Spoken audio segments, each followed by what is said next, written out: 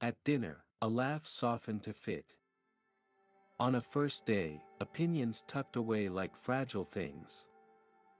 A profile picture edited until the edges gleam. Small choices. A quieter voice. They seem harmless. They add up. Weeks form the contour of habit. Over time, the person on display drifts from the one who wakes at 3 a.m., not suddenly. Quietly. Notice the tilt. Which words you drop. Which rooms you avoid. Notice without blame. See the ledger. Ask, gently, what was traded, and leave the answer open for now.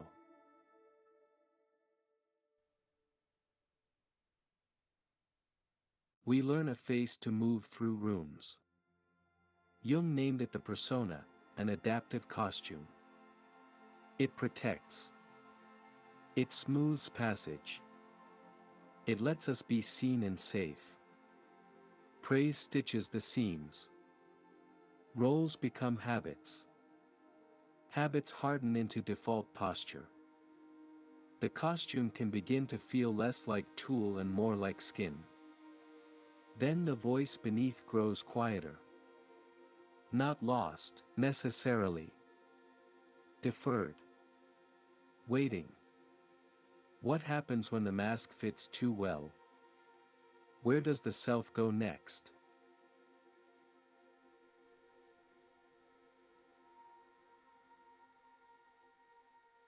Rooms return the face we offer. Mirrors are not only glass. They are tables, feeds, nods around a kitchen. A laugh, a boss's nod, a shared post, small admissions in exchange for belonging. Each one nudges the next decision. Approval keeps score in ways we barely notice. Power chooses which faces win praise. Cultural scripts thin our gestures. Over time, outside rules become inner rules. The mirror is patient. It refracts us back as we learn to look. We listen. We answer. How much of that answer is ours? A nod becomes a habit. One softened truth. A borrowed smile. Each concession is small. They are not dramatic. They are practical. They save a moment, avoid a rupture. Then they stack. A life measured in tiny permissions. Over months, the edges blur. You wake less surprised by your choices. Decisions thin into autopilot.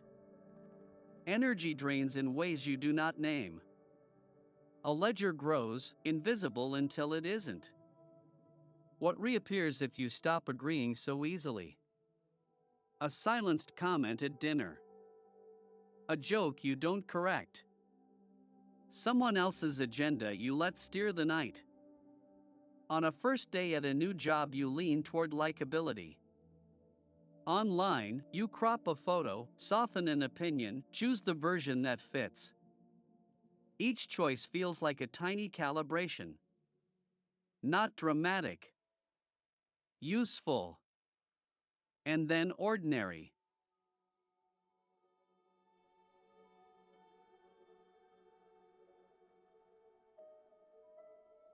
Notice the pattern. It is in the pauses between words. In the way you rehearse answers before speaking. In the small edits that make interaction smoother. They keep you safe, and they also redraw the map of who you are. This is not accusation. It is close attention. A careful inventory of where you shifted, and why. If you trace those edits back, what would be waiting at the source? And what would you find if you stopped editing for a while? Walk through a single evening. A plate pushed slightly away. A story left half told. Laughter that follows the room, not the joke. Small choices. Quiet calibrations.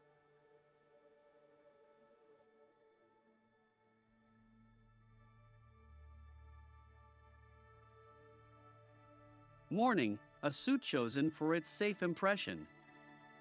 A phrase rehearsed to avoid friction. At the office, you trade one sharpness for another person's ease. Not dramatic. Incremental. Predictable. Online, a profile that smooths the edges. A comment deleted before it lands. Each edit stores a little credit in an invisible ledger.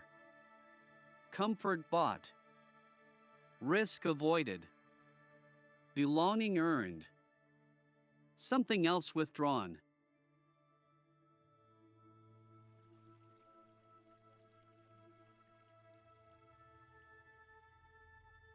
There is no single theft. It is a slow accounting. Habits become habits of self. Notice without blame. Trace one concession back one more step.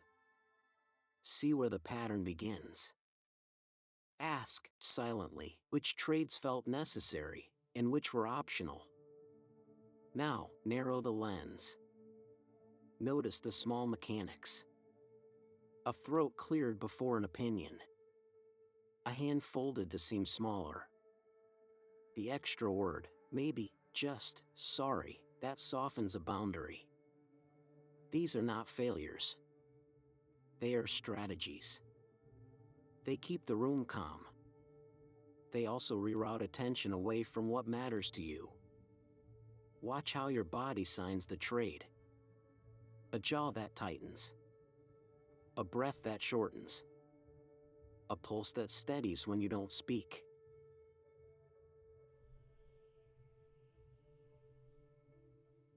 Mapping these moments is simple and strange. It asks for quiet curiosity, not judgment. Name one moment from today. Notice its cost. Follow it back one step. See who benefits. See what is left waiting. And then, without urgency, imagine the next small choice.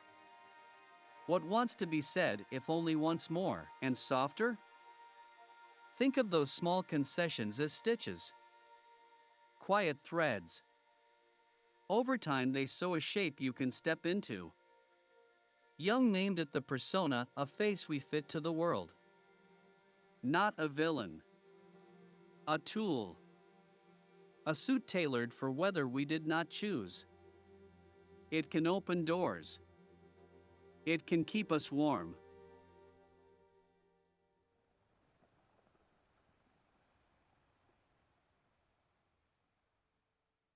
But a suit is not the body. The danger is slow. The costume begins to hang like a second skin. Habits of adjustment become habits of being. What was useful becomes the default. Look at the details. The practiced laugh. The phrases you reach for when tension rises. The posture you adopt to be acceptable. Each is sensible. Each has its price. There's a part of this process that wants to be named. Not to blame, but to see. To ask, gently, who is wearing this, and who is waiting, under the seam.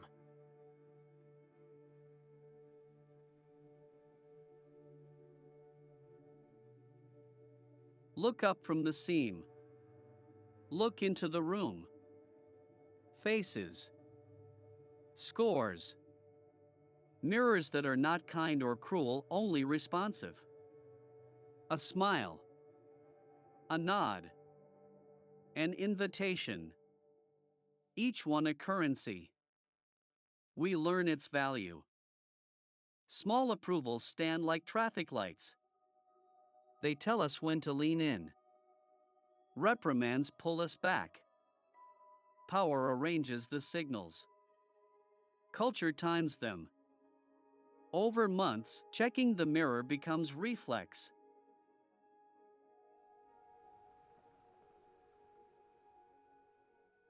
We notice the pause before a joke lands. We soften with certain names. It feels practical. It keeps the peace. It also turns preference into rule. What was optional becomes how we do things here. And beneath that routine, a quieter ledger keeps tally, sighs, small withdrawals, meetings avoided. If you listen closely, it begins to indicate what you have been steering away from.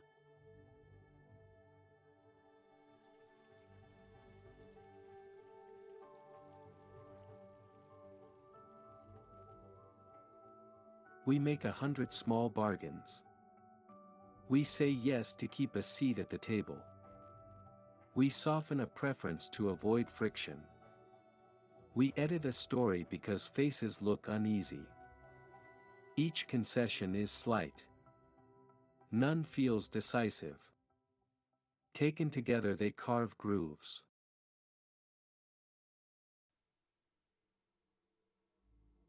They show up later. A calendar that fills.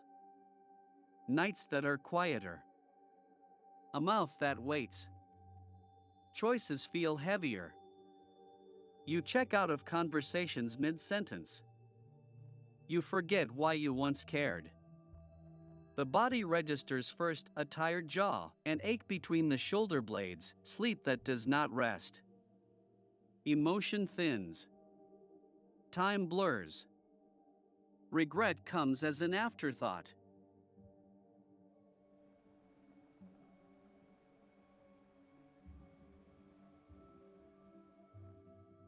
These are not dramatic betrayals. They are small withdrawals. Over years they compound. And then one day, you wake to a familiarity you no longer recognize.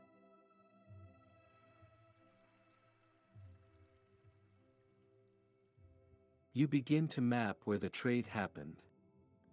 A family dinner, the plate in front of you half-eaten, a joke you don't find funny but laugh anyway.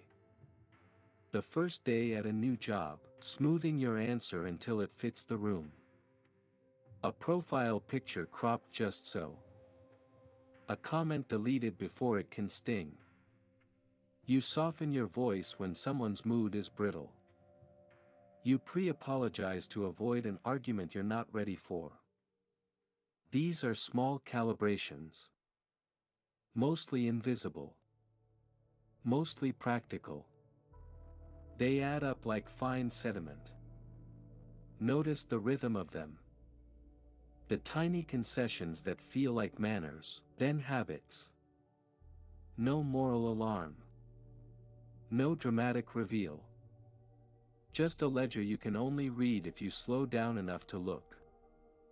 Where, in that quiet accounting, did you begin to lose your edge?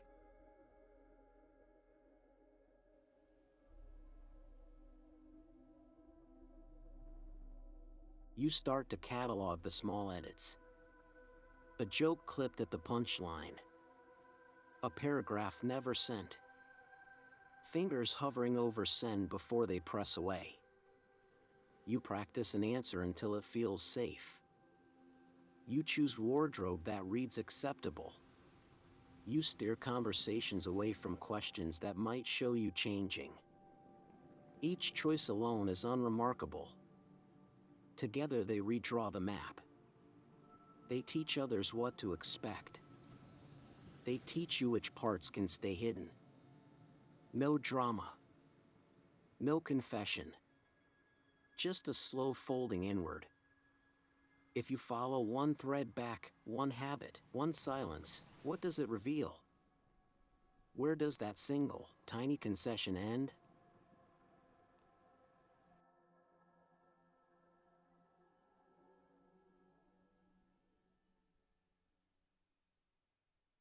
Look at the small scenes. A family dinner where you tuck a truth beneath the gravy. A first day at work where you echo the room until your voice smooths into theirs. An online profile trimmed for likability. A reply delayed until the tone feels harmless. You practice smiles like safety drills. You learn which subjects close a door and which open it.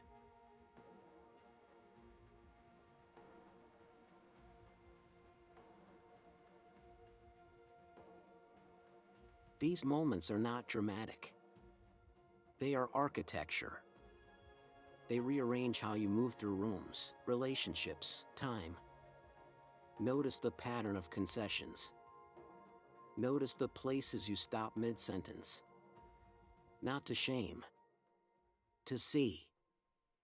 If you slowed to watch one ordinary exchange from start to finish, what would it tell you about the person you have learned to be, and the parts still waiting at the edges?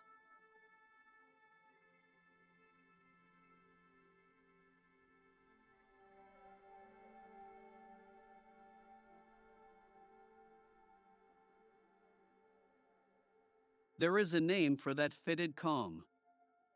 Jung called it the persona, the mask we polish for public rooms. Think of it as clothing. Useful, protective, tailored to an audience. It keeps cold words off the skin. It smooths friction. It opens doors. Sometimes we choose it with care. Sometimes it is stitched without asking. Wear it enough and the seams soften. The costume begins to read like you. That is the danger. Not the mask itself, but the slow trade, parts folded into pockets, softening until they no longer speak. The persona can be servant or substitute. Which one it becomes depends on what we keep hidden and what we stop looking for.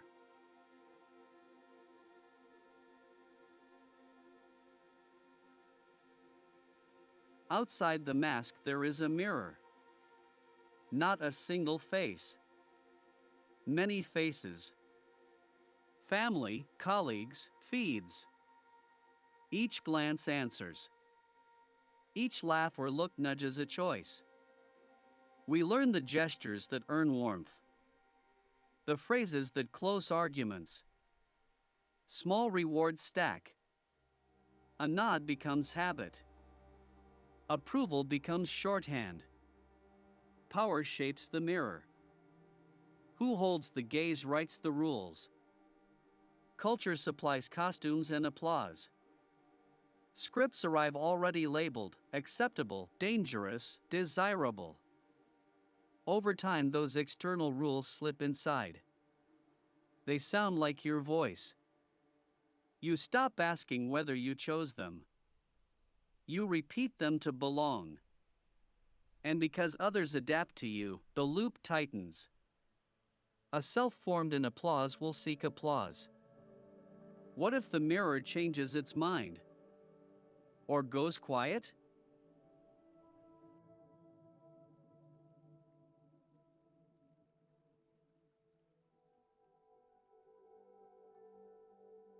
We begin to catalog the tiny exchanges. A joke laughed at to smooth the room. A preference edited before it's spoken. A meeting nod that buys peace.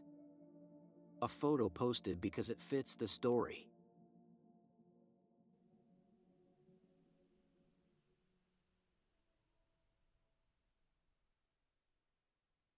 Each one is small, barely worth noticing.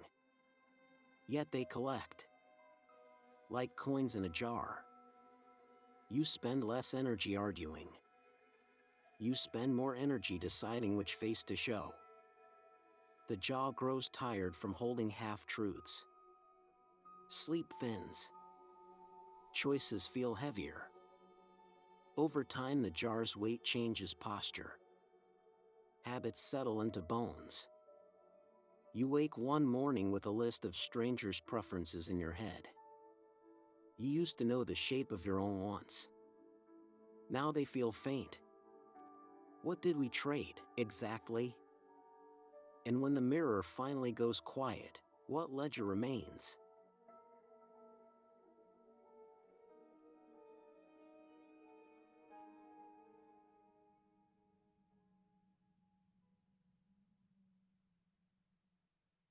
Look closer. A family dinner. You pass the salt because the conversation is easier than a disagreement. First day at a job. You soften a word to fit the room. An online profile. One photo becomes a story you rehearse. None of these feels like losing. They feel like tact. They feel like survival. But tact repeats. Softened words pile on. Rehearsed stories harden into defaults. The self becomes a map of small concessions. You learn which edges will cut. You learn how to keep the peace. There is no single theft. There is a slow subtraction. A ledger written in gestures, in silences. If you look, you can see the entries. Not all need correcting. Some need noticing. And then, perhaps, a different question.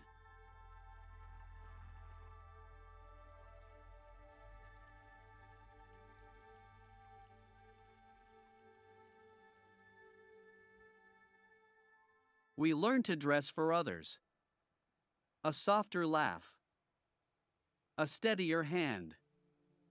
A manner of speech that fits the room. Small choices. Quiet tailoring.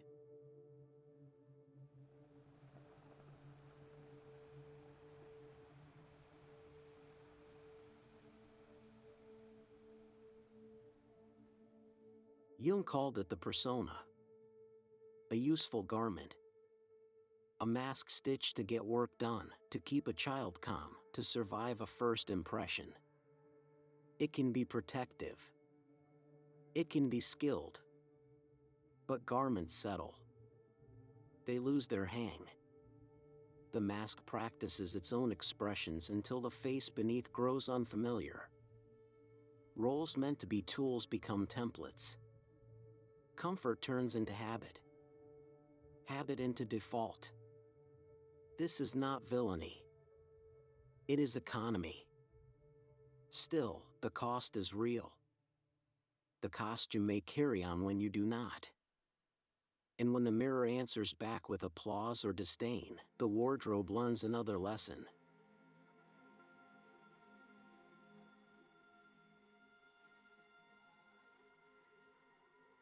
What if the mirror begins to choose the clothes for you? The mirror is social. It reflects more than your face. It holds the room's appetite. A laugh timed to ease tension. A silence kept to avoid trouble. A post crafted to please. Each response is small. Each reward is immediate, a smile, a raise, a saved breath.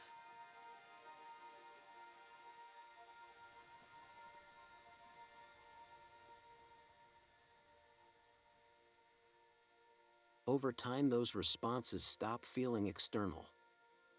They become rules. Compliments and frowns teach you what to wear inside.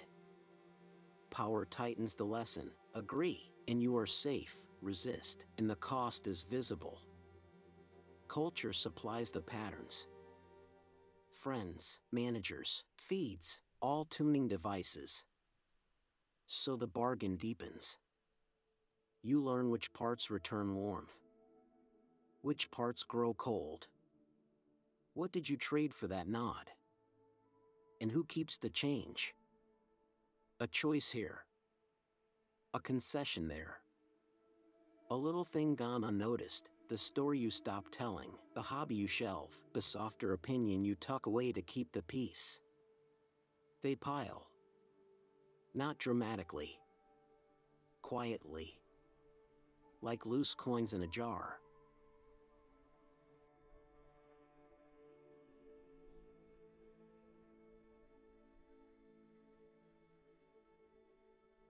Weeks pass. Preferences dull. Decisions that once felt like light turns become heavy and slow. You find yourself agreeing to plans you don't want. Saying yes to people you barely know. Your voice moves toward the room's center and away from your own edges.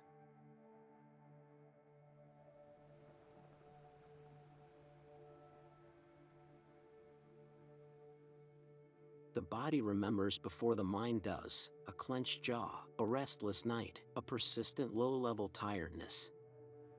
Close relationships recalibrate. Intimacy thins at the margins. The ledger of small trades grows longer. And somewhere inside, a balance shifts. Something waits. It will not stay invisible forever. There is a habit to it. We learn which face smooths a room, which accent softens a boss, which joke buys time. Jung called that face the persona, a practical costume. It lets us pass. It shields us. It negotiates belonging.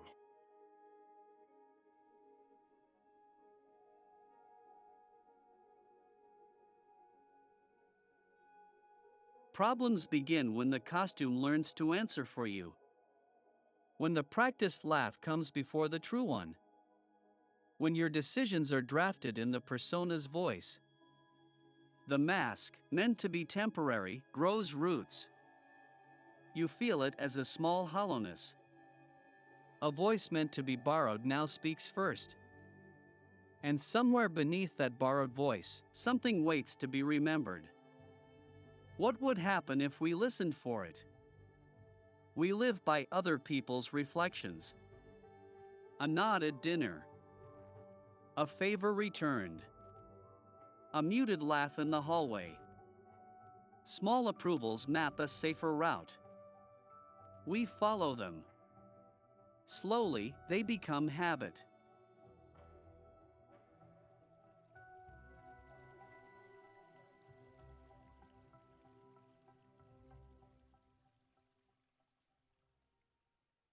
Some reflections carry weight. A manager's smile. A parent's sigh. The crowd at the meeting. Their contours set the boundaries of what's allowed. Culture frames the outline, the script for being a son, a partner, a professional. We learn the cues. We learn to anticipate them.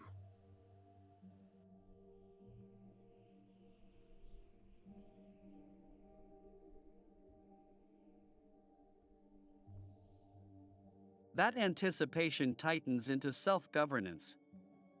We edit ourselves before anyone asks. We choose the note that won't disturb the room. The mirror becomes a rulebook. And in that quiet compliance, choices narrow. Nuance goes dim. The unpracticed parts grow quieter.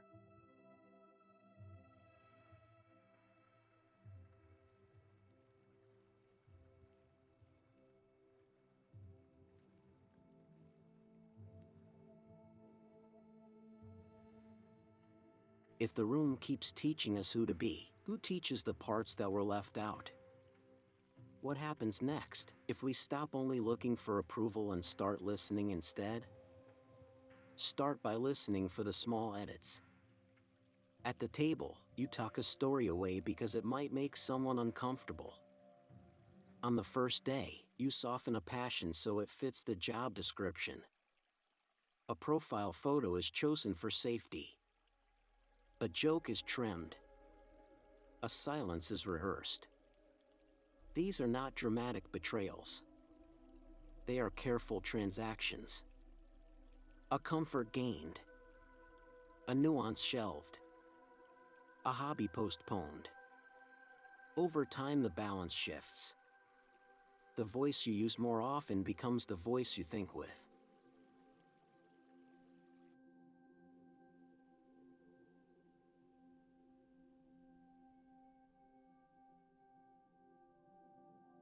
Notice how easy the pattern feels. Notice how slow. No blame. Just attention. Catalog a few moments. Watch how they line up. Where they lead is rarely sudden. It is a path made of tiny steps. And once you can see the footprints, what would you do next?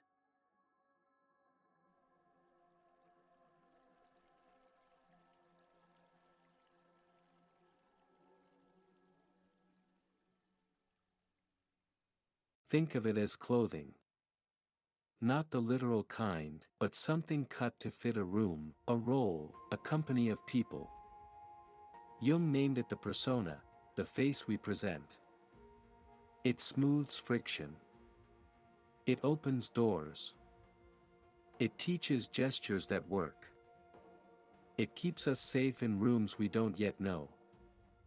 That usefulness is real. So is the danger. Wear the same suit long enough and its lines begin to shape the body beneath. Words become rehearsed. Habits harden into identity. The costume learns your rhythm.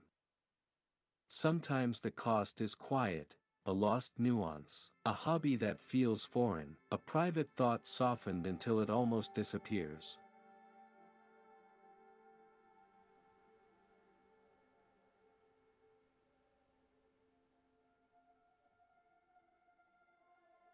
The persona asks little. Mostly it asks to be reflected. A nod, a laugh, a saved message, these are soft currencies. Each one tilts the balance. Family dinners, first days, curated timelines. The mirror answers. Praise routes behavior. Silence edits it. Power shifts the angle. Cultural scripts hand out applause and reproach. You adjust before you mean to. You learn the voice others expect. You apologize early. You mask unevenness with practiced calm. It feels sensible. It keeps the air clear. But an invisible ledger keeps tally, small refusals, postpone wants, the quiet tightening around your choices. Sometimes you feel it as a whisper in the chest. Sometimes it arrives as a gap between words. Still, the mirror returns. And you find yourself practiced at standing. What happens when it finally looks away?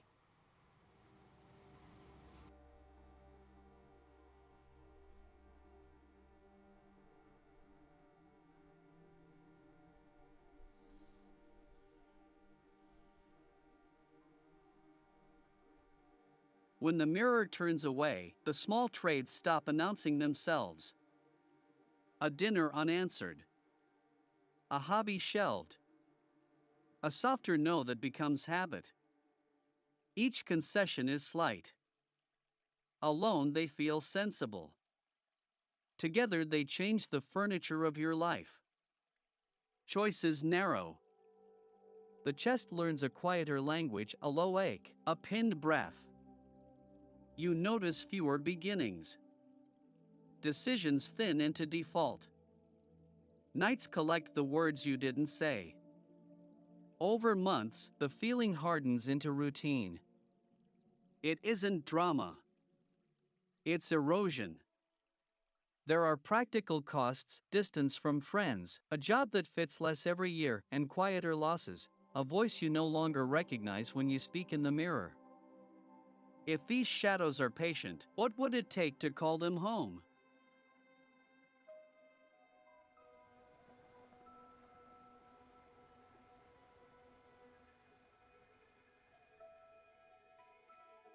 They do not arrive as accusations.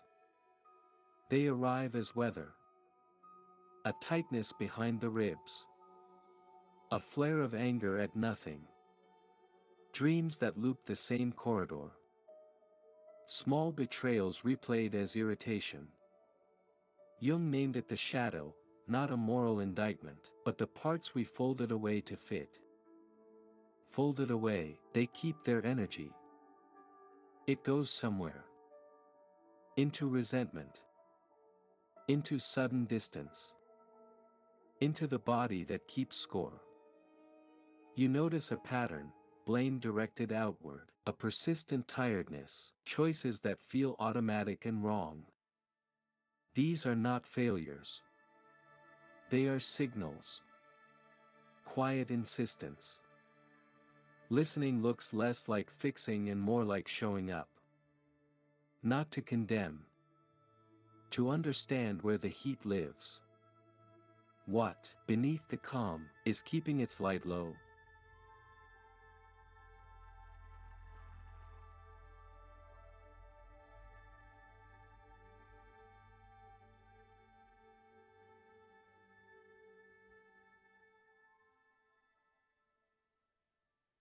So we begin to watch.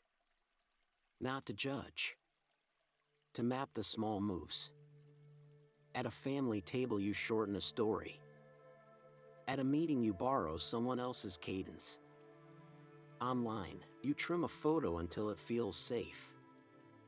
Each concession is a quiet coin handed over. Not sudden theft. A slow ledger kept in pauses and substitutions. Over months, the coins add up. A laugh feels familiar and distant. A choice grows heavier by degrees. Habit settles like dust. Notice without blame. Which tiny yes started the tilt? Which silence spoke louder than you meant? There is no verdict here. Just the work of naming the exchanges.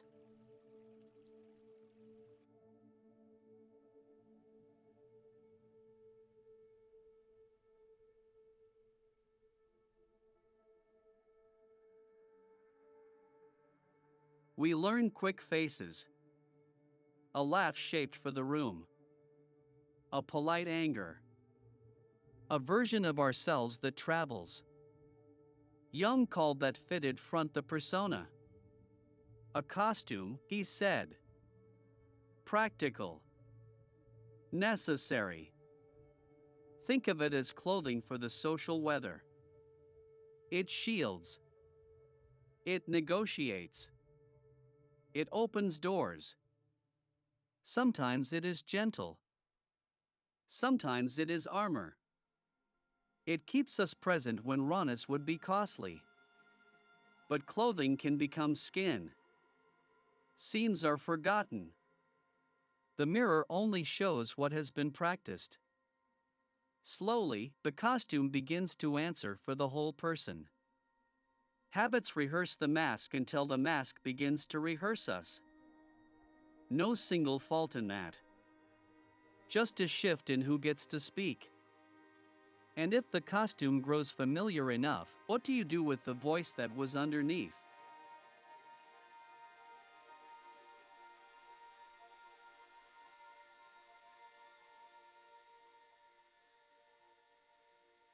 The world outside becomes a second mirror.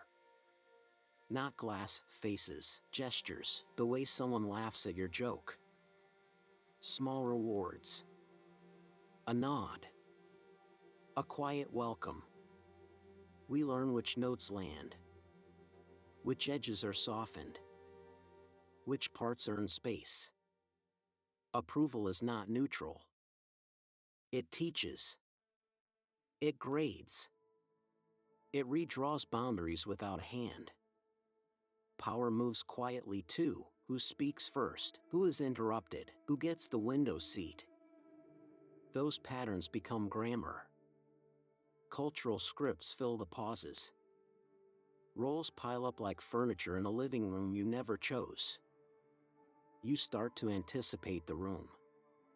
To submit before the ask. To preempt the silence. And the mirror answers only what it is shown. So what happens when the reflections stop changing, but you have already learned to stay still?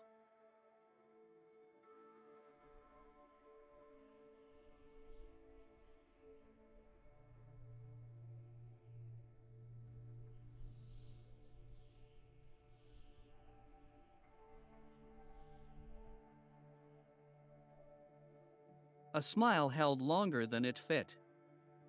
A dinner accepted out of ease.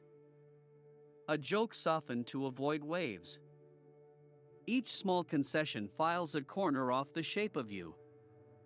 Over months it gathers weight. Decisions feel heavier. The body learns to tolerate low-level alarm. Sleep fragments. Appetite shifts. Conversations go polite where they once went true. You move through rooms with a practiced lightness, careful not to unsettle anyone. The cost is rarely dramatic. It lives in quiet distance. In a ledger you don't open. And sometimes, you discover you cannot remember where you left yourself.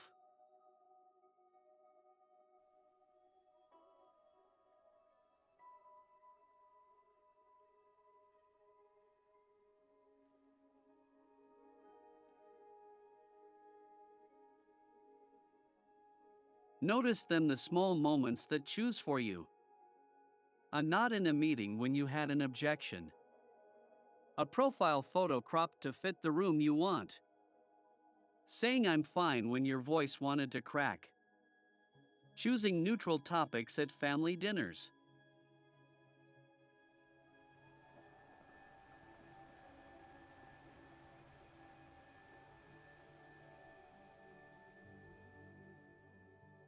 Each choice is tiny. Each one feels sensible. They are not grand betrayals, they are trades, made in real time. Still, after enough of them, the outline of your life shifts. You might wake with a sentence in your mouth that isn't yours. Which of those tiny yes was the first? Jung named it the persona. A public face. A costume tailored to fit a role. It keeps us legible. It smooths rough edges. It lets us move through rooms we otherwise couldn't. It is practical. It is forgiving. But costumes collect over time. They harden into habit. The role can outlast the person who chose it. The mask learns the gestures. The voice settles into the shape it was given.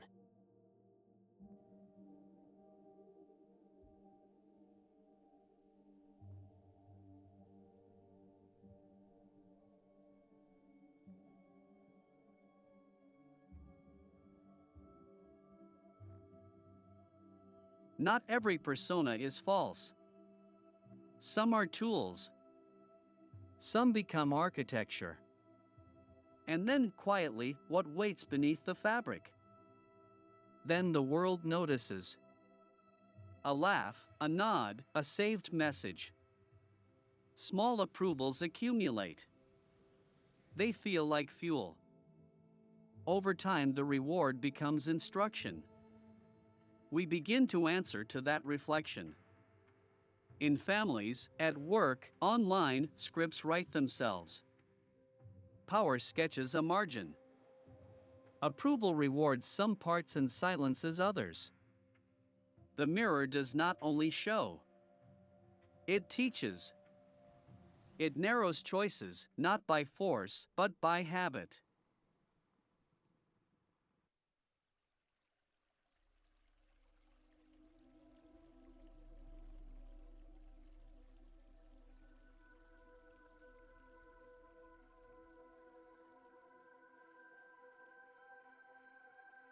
And when the mirror's image becomes familiar, it becomes believable. That is how an adopted face starts to issue laws. Which parts learn to obey? And which are quietly waiting?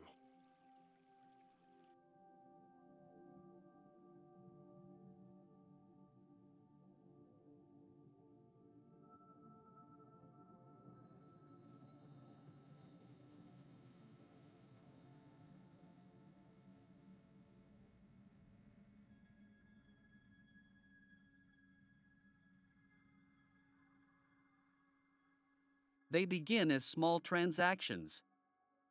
A softened no, a joke that hides a hurt. Saying yes because it is easier. Each feels reasonable. Each takes a sliver.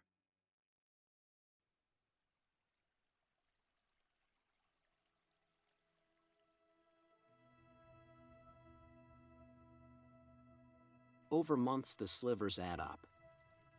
Your attention thins. Decisions grow heavy. You find yourself tired in places that used to be alive. Conversations skim the surface. A quiet hunger lives under polite behavior. There is no dramatic theft. Just an invisible ledger that keeps balance. It shows up as distance, as a body that speaks in pain, as nights spent rehearsing the person you played. If we traced the account, what would we find? And what might come back if the bill went unpaid? You learn to trade in small rooms. At dinner you rename your silence piece. On the first day you rehearse the easier joke. Online, you trim edges until the profile fits.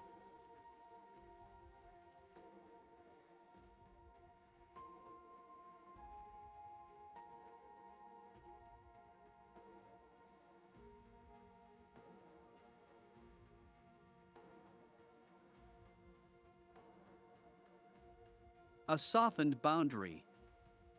A complaint held back. A laugh that keeps the air smooth. None of it feels dramatic. Mostly tidy choices made to belong, to avoid friction. Over months they become posture. A voice you settle into. They shape how you enter rooms, who you confide in, how you imagine home.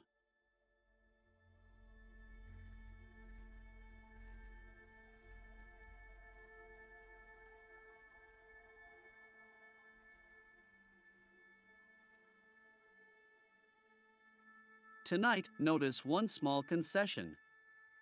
What did you add? What did you leave behind, just this once? Soon the quiet choices gather into a costume. A practiced posture. A softened laugh. A jacket tailored for other people's weather.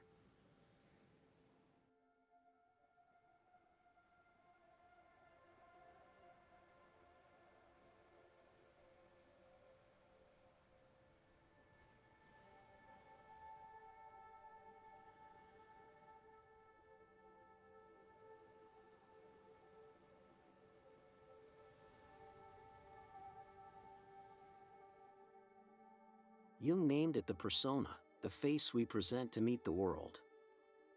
It protects. It negotiates. It opens doors. And sometimes it outlives the person who put it on. Wearing it becomes habit. Movement without thinking. Safety that dulls a need. You find yourself in rooms shaped by that shape. And somewhere beneath the stitching, something waits. What wants to be tried on next? The rooms that learned your posture also learn to watch. A dinner table that nods at the right story. A group chat that pings for the approved joke. Praise arrives like a small stitch. Silence tightens seams. Power shows up gentle. A boss's glance. A partner's half smile. Cultural scripts hum under ordinary talk. You begin to answer the mirror before you speak. The mirror rewards. It punishes. It teaches what to keep.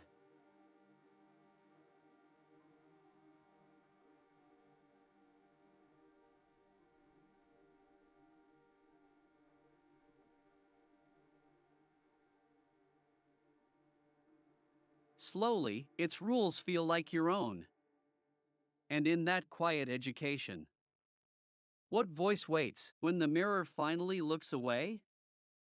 They begin as small things. A laugh that lands on cue. A complaint swallowed. A preference shelved for the room. One day becomes a year. The ledger fills in soft ink.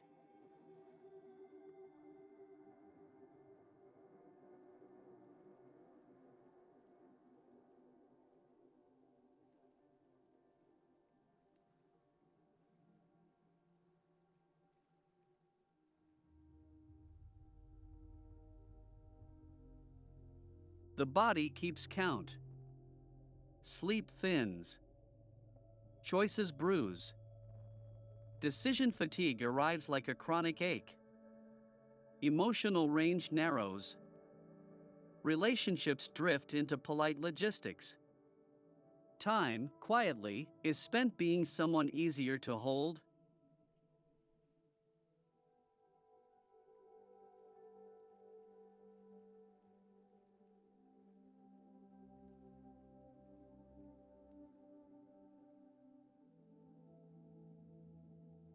These are not dramatic betrayals. They are slow erosions. And when you finally look at the balance, what shows up to be reclaimed, what is gone already? You notice the trade in small rooms. At a family dinner, you choose the safe story. On a first day, you dim an edge to fit the rhythm. An online bio becomes a question you answer for others. These are tiny permissions. They compound like coins in a jar. No drama. No single theft. Just a series of quiet allowances.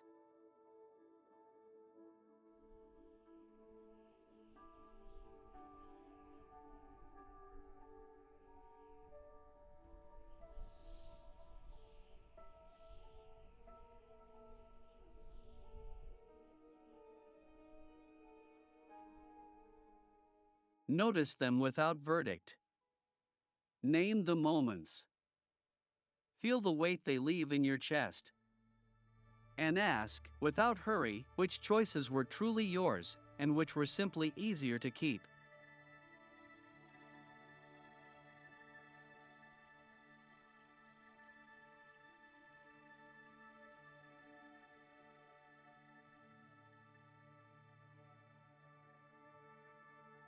We learn a language of faces.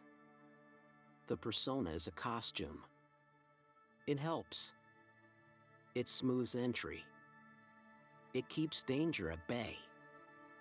Think of a suit you put on for a room, polished, predictable, useful. Jung called it a persona, call it mask, role, profile. It shelters. It simplifies. Left unchecked, simplification hardens. The costume begins to answer before you do. It settles into gestures. It reshapes desire. Not every mask is betrayal. Some protect. Some steer life forward. But sometimes the mask quietly becomes the speaker. And then, who is left to take it off?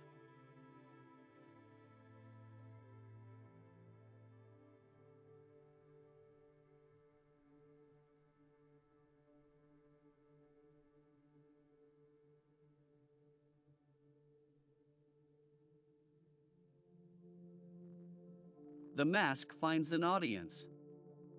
It learns to read the room. A nod. A laugh. A withheld glance. Little reactions become instruction. We tune ourselves to the sounds we're rewarded for. Approval loops form like footprints in soft earth, easy to follow. Some mirrors are gentle. Some demand contortions. Power hangs in the silence between words. Cultural scripts hum beneath conversation, unseen but shaping posture. Over time, those external answers harden into internal rules. You stop asking whether a gesture fits you. You ask whether it fits the mirror. And somewhere between mirror and mask, the question of who's listening gets quieter, then almost absent.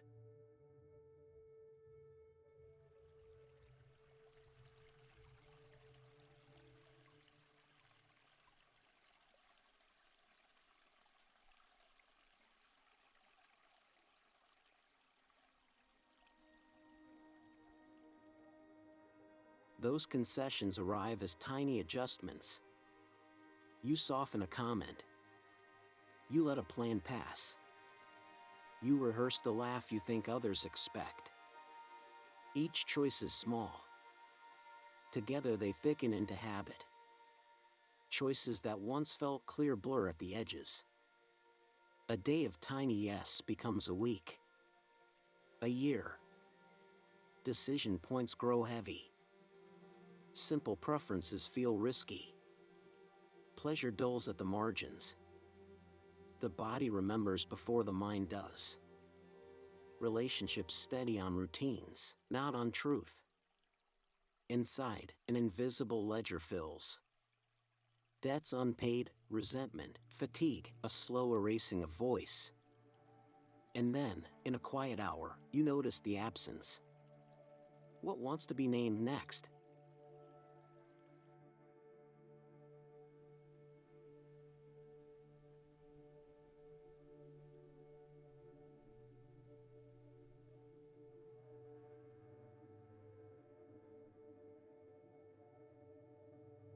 You learn a costume. It begins as armor. A practiced smile. A tidy version of your story. We call it the persona. It's not all betrayal. It steadies the room. It lets you pass. It keeps you safe. But a costume can grow comfortable. Fabric presses to skin until seam lines confuse. Roles that were temporary become habit. You start to answer the world from the mask. You forget who practiced behind it. Notice the fit. The small rigidities in speech. The moments you pause and the mask keeps talking for you. How long before the costume is mistaken for you? Outside the room, other faces reflect the costume back. A compliment. A reprimand. A friend who laughs at your practice joke. Each response is a small ledger entry. We learn which versions earn warmth, which invite silence. Approval becomes a map. Power notices and adjusts. Over time, the mirror does the shaping. You stop steering toward what feels true and start steering toward what is rewarded. The change is quiet. It arranges your days. You pause. Then you notice whose voice is keeping your rhythm.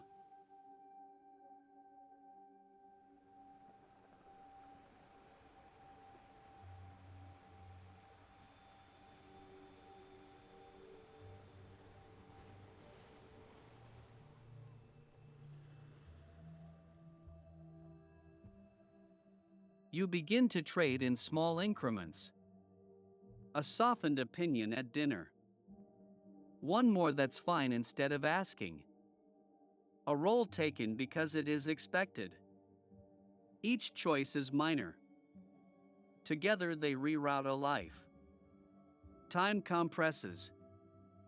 Energy thins. Mornings arrive with a subtle numbness. Decisions feel heavier. The body signals tension in the shoulders, a tiredness that is not sleep debt. Relationships slide sideways, distance measured in omissions. This is not a collapse. It's compound interest applied to compromise. The cost is slow.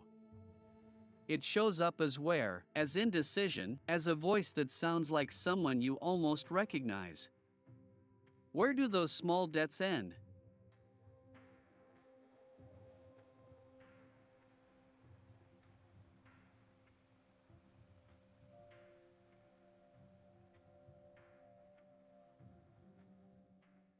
They don't disappear. Unpaid pieces turn into something else.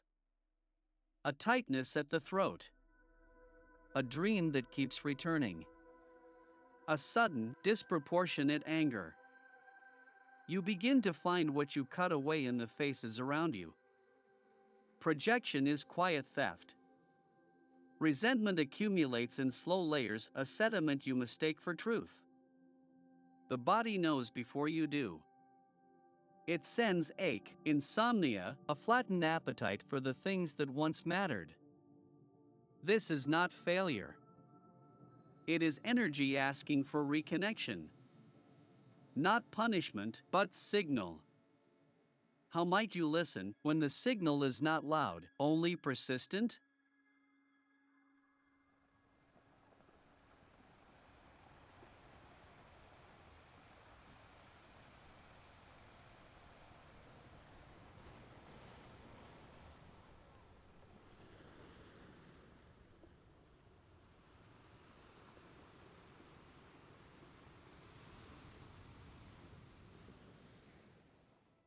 The body asks. Not in slogans. In ache and hesitation. Approval makes neat demands. Fit in. Be liked. Be useful. Meaning speaks differently. It asks for a why you can live beside. Frankl noticed that a holding purpose can outlast storm and shame. This is not a verdict. It is an invitation to respond, slowly. To name what matters, even in small acts. To trade a familiar applause for a steadier reckoning. You do not have to rush toward some grand answer. What small, honest response could meet that persistent signal?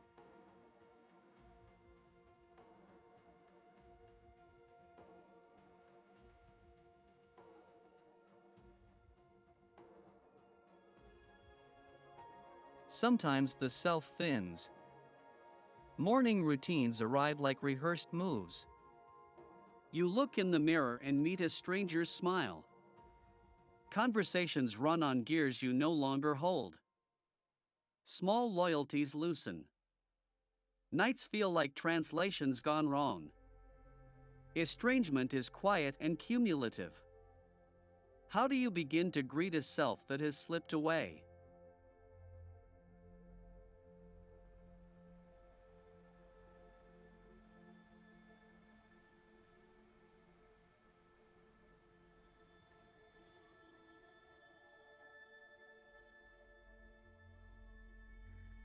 You don't have to announce a revolution. Start with a softer motion. Notice one small habit that still belongs to you. Listen to the chest, the throat, the lazy ache behind the eyes. Name it aloud if you can. Offer yourself a tiny choice. Say no to one automatic assent. Let the silence after that no stretch. See who remains. There is no rush. What comes next will tell you. Now, widen your attention. Notice the small shifts that follow that single no. A quieter laugh at the table. A practiced phrase in the morning meeting. The profile picture chosen to fit. Each choice is tiny. Each one opens a ledger. Not judgment. Just a tilt and balance. Stay with one scene. Track one micro decision like a quiet map. See where it leads.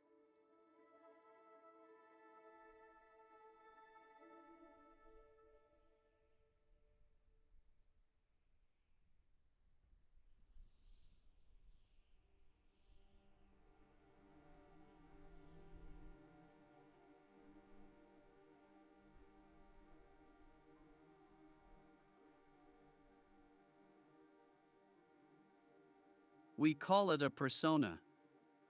A dressing room for social life. It fits. It protects.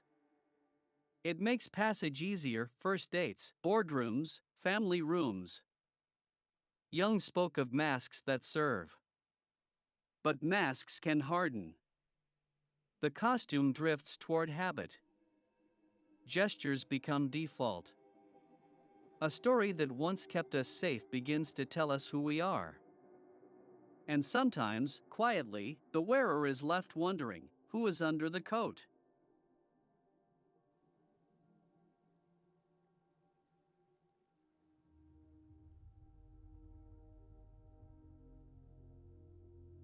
Outside, mirrors form not of glass but of faces. Approval arrives like a soft heat. It shapes posture. The tilt of a smile. Power marks where we bend. Cultural scripts hand us lines we learn to recite. Over time, the reflection hardens into rule. We start answering to that echoed voice.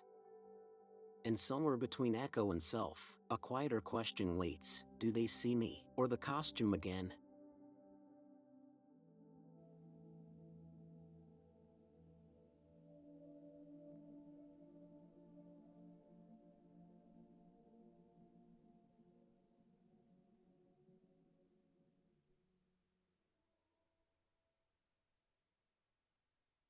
A late dinner where you nod instead of argue. A meeting where you soften your edge. A profile edited to smooth contradictions. Each concession is small. Each one adds a quiet debt. Over months, habits become scaffolding. You learn to inhabit a narrower room. The cost is not dramatic. It is the slow thinning of feeling.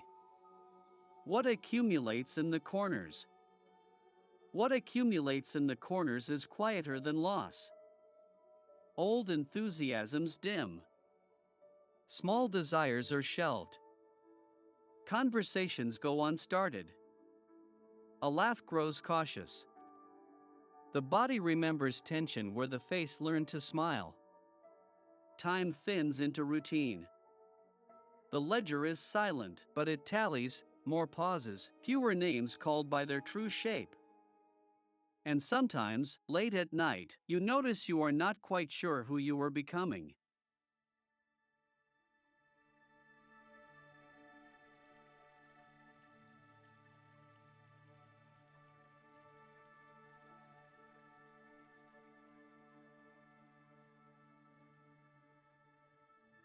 At dinner, you fold your taste to the table's mood. On the first day, you learn the smile that keeps you safe. Your profile trims edges no one asked for. These are tiny agreements. A softened no, a rehearsed laugh. Over years, they thicken into habit. Notice them. Not to blame, but to see where you traded a corner of yourself for ease. Which corners might you call back?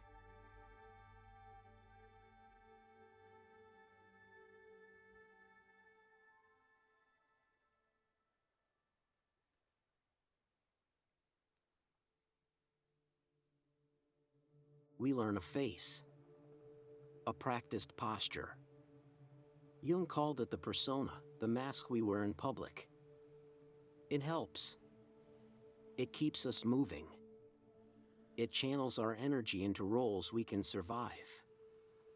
But a costume left on too long becomes familiar skin. The edges blur. The voice behind it grows quieter. What remains when the curtain falls? Sometimes repair begins with a single unpracticed gesture. Across the table, a nod. A laugh timed to fit. The world teaches us which parts are safe to show. We shape ourselves around those reflections. Approval arrives like a small currency. It buys convenience, belonging, quiet days. The mirror is not neutral. It asks for repetition. Over time, its answer becomes law. We forget the questions we once asked. Somewhere between habit and habit, a thin distance grows. What do we carry into the silence?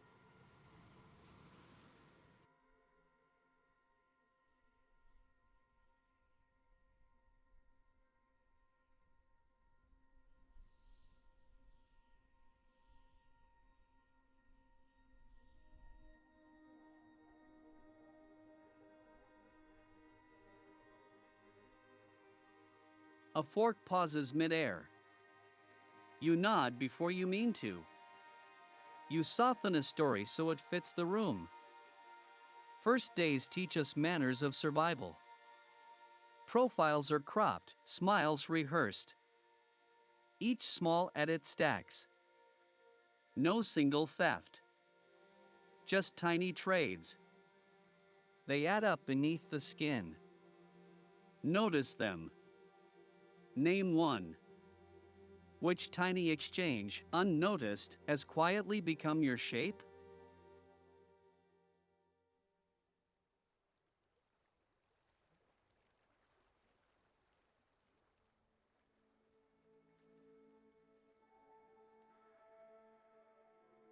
The faces we present are garments. We learn them in rooms that reward certain shapes.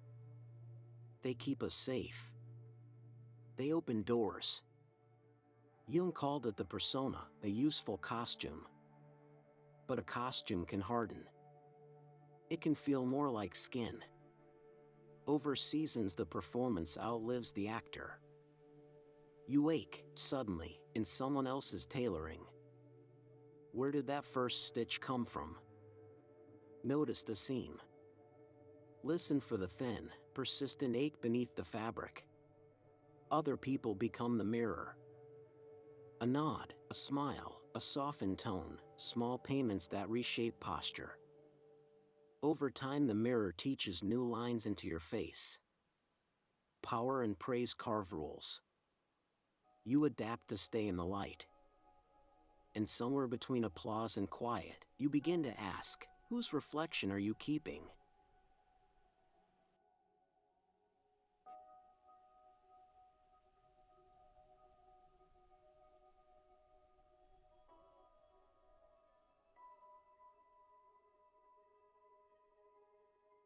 It begins as a single concession. Saying yes to keep peace. Choosing polite laughter over a true no, a wardrobe of manners. Over years, those choices pile. Mornings feel quieter. Tongues grow cautious. Decisions thin to fatigue.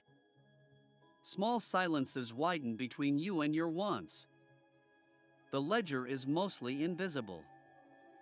Sometimes the body remembers first. What else has been traded, and where does it live now? Notice a dinner table. A joke you don't make. A story you edit. First day at a job, you mute a quirk. Online, a photo curated to fit in. Each tiny adjustment is a vote. No drama. Just small allowances. Over months, they add weight. They shift posture, vocabulary, the way you show up. Not to blame. To see. Which small vote could be reversed? Which silence would sound different if you answered otherwise?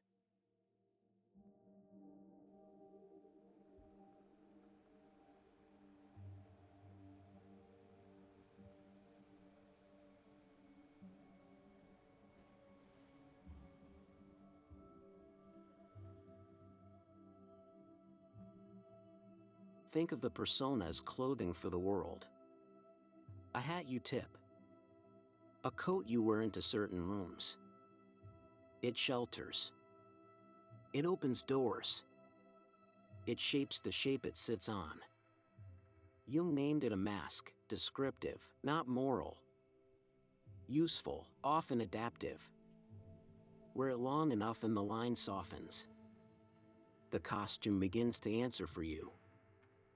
You move through days in tailored responses. And somewhere beneath the stitches, a quieter shape waits, patient, asking whether it wants to be worn at all. We learn how to be seen. Small approvals become a map.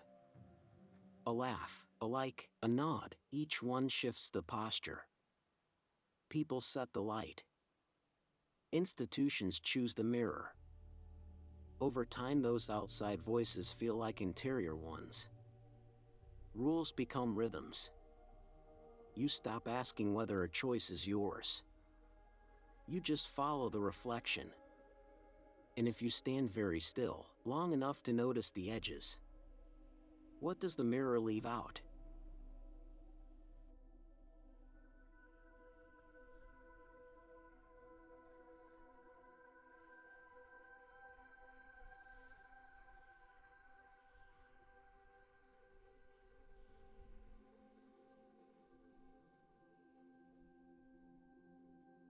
Each little assent counts. A softened opinion at dinner.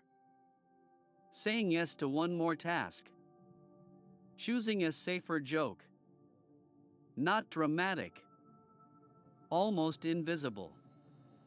The shape of you thins in inches. Energy drains into upkeep. Decisions feel heavier. Affection grows cautious. The body keeps score: sleeplessness, a quiet ache. Years accumulate like unread letters. You wake with a sense of thrifted life. Then you wonder, which pieces are missing? Which small debts will demand repayment, and how quietly?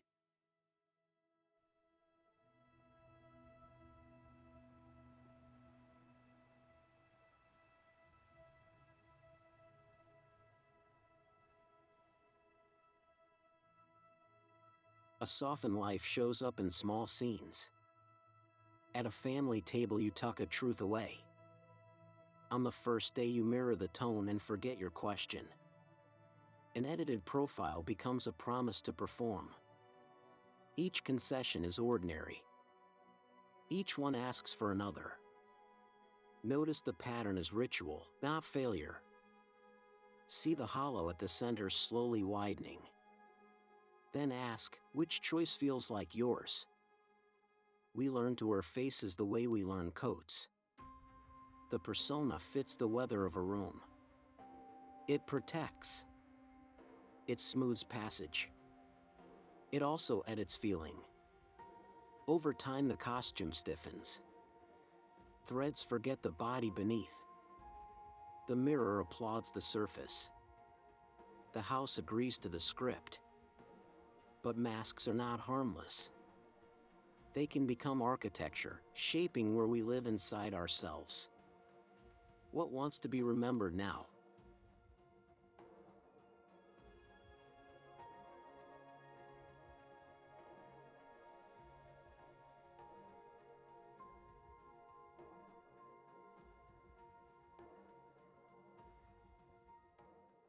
In the rooms we live in, other eyes keep records. A nod becomes currency. Praise tightens a habit. Critique builds walls. We learn the lines that earn warmth. Slowly, the mirror becomes law, reflecting not who we are, but who is safe to be. The bargain reaches beyond us. Whose reflection shapes the life you inhabit? We begin with small edits. A softer laugh at dinner. A practiced answer on the first day. A trimmed bio that fits in. Each concession is quiet. Alone, none feels decisive. Together they redraw the map. You wake one morning and the outline of you is slightly unfamiliar. Which of those edits were survival and which became habit?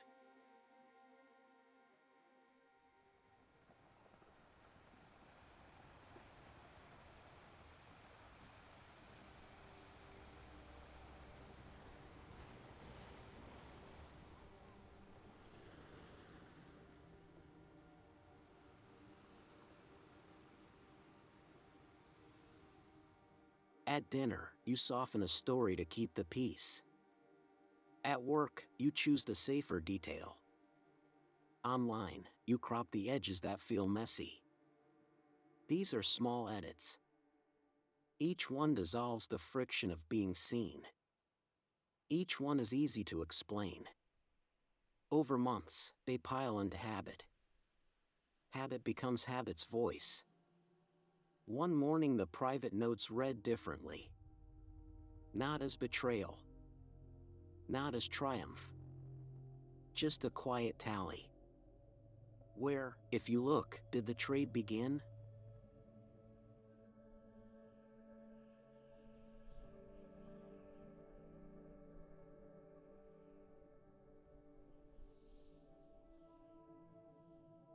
Look at small moments. You tighten a joke at dinner so no one winces. You say yes to a project because saying no feels easier. You trade a straight truth for a cleaner line on your profile. These are not epics. They are small calibrations, habitual. Over time they set shape. Your gestures learn a new grammar. You don't wake altered. You wake assembled. Where did that grammar first get drafted?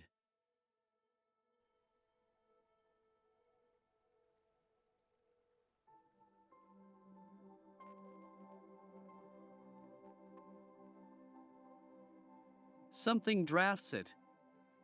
A demand. A need.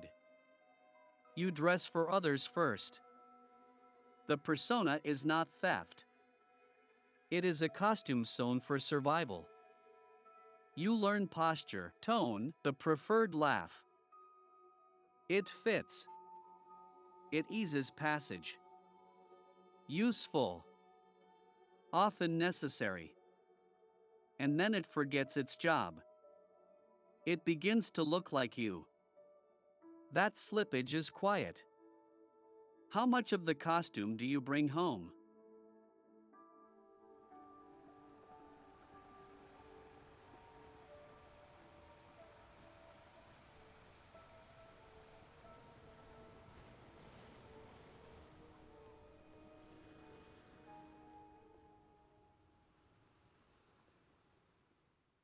In rooms full of other faces, the mask finds an echo.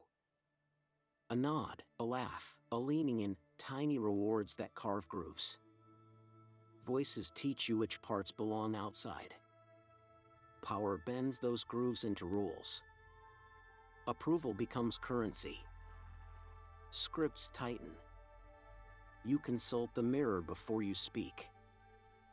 For a while, it feels like reflection. But whose light is that?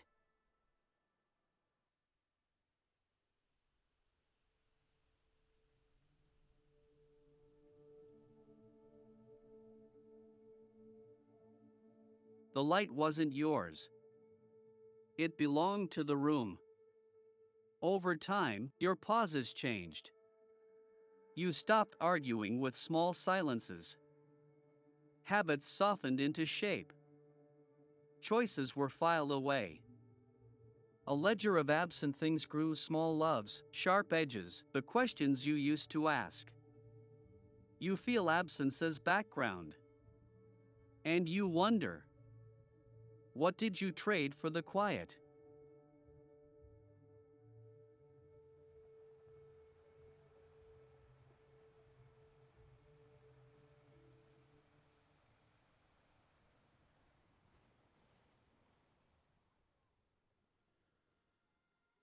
You begin to notice the exchange in little places. A softened opinion at dinner. A curated image posted by habit. Saying yes where you meant no. Each small tilt nudges the self. Not loudly. Not all at once. But over years, they compound into a shape you recognize and don't. Which concession, you wonder, quietly remade you? We learn to wear a face. In early rooms we practice it, polite smiles, roles that fit the light. Jung called this the persona, an adaptive costume. It keeps us safe. It wins us entry. But worn too long, it stiffens. The costume begins to look like the wearer. Voices soften inside. Wants go quiet. And then one day you wake to find the mirror answering for you. What parts have you left backstage?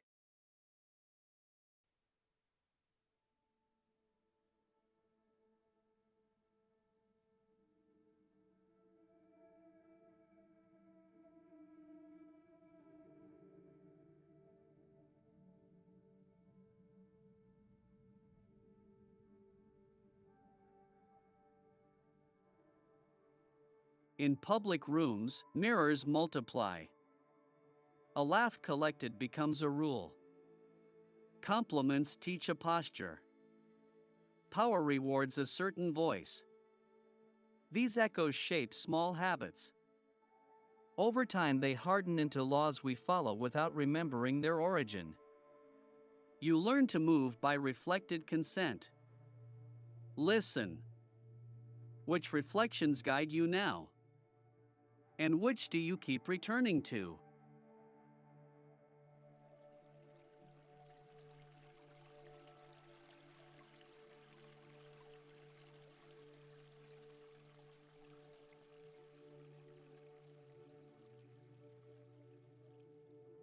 One more smile. One more concession. A withheld opinion. Staying late. Adopting a tone that belongs to someone else. Each is small. Together they build weight. Over months, habits become distance. Decisions fray into default. The body learns to censor. The heart keeps quieter company. Listen, what has been paid, quietly, for the comfort of fitting in? And what remains unpaid? Notice the trait in ordinary rooms. At dinner you fold an opinion into silence. On a first day you learn the safe laugh. Online, you curate a tidier self. Each minor tilt shifts the center. No single act steals you. Accumulation does. Look for the small approvals you buy. What edges of yourself waited while you paid?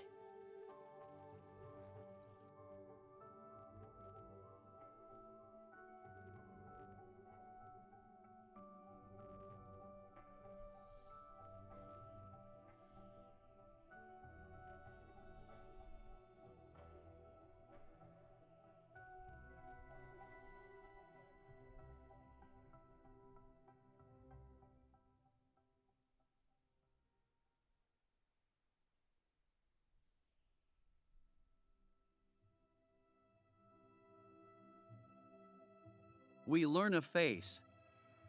A persona. Jung called it the social mask that moves us through rooms. It guides, negotiates safety and role. It is useful. Over time it can thicken. It presses over softer edges until they stop speaking. The costume protects. It can also obscure. Who remains when the mask lifts?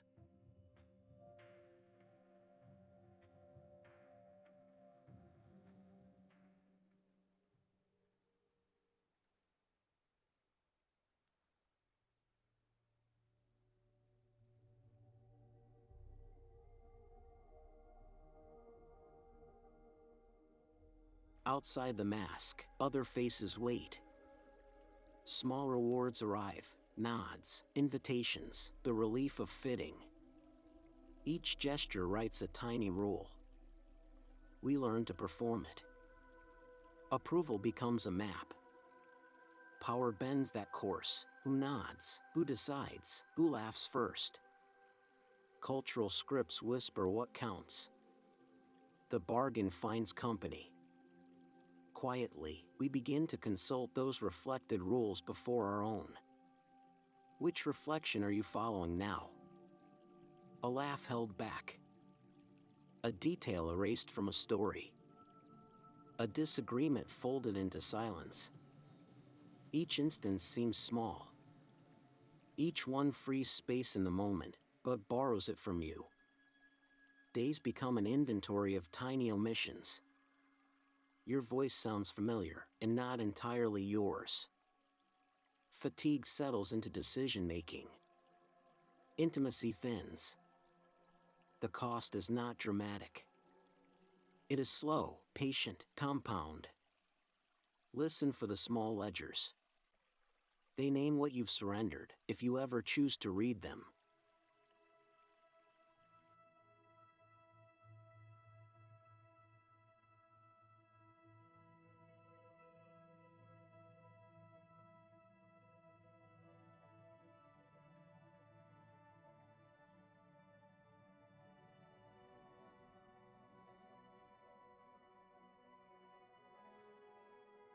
A mask feels practical. We learn how to move in it. At dinner, at the office, online. The persona is a costume. It fits expectations. It protects. It also teaches the face to forget. Over time, the costume's gestures become the whole performance. You practice smiles until they feel permanent. Jung named this not to blame, but to describe a shape that can be revised. Sometimes it harms what it was meant to shield. Listen, what are you wearing when no one is looking?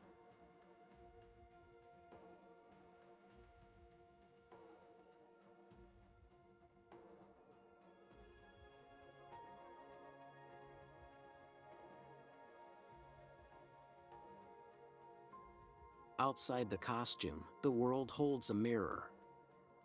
Small rewards, a smile, a nod, feel like light. They map behavior. Power narrows the reflection. Cultural scripts hand you a ready posture. You practice it until the mirror's lines become your own.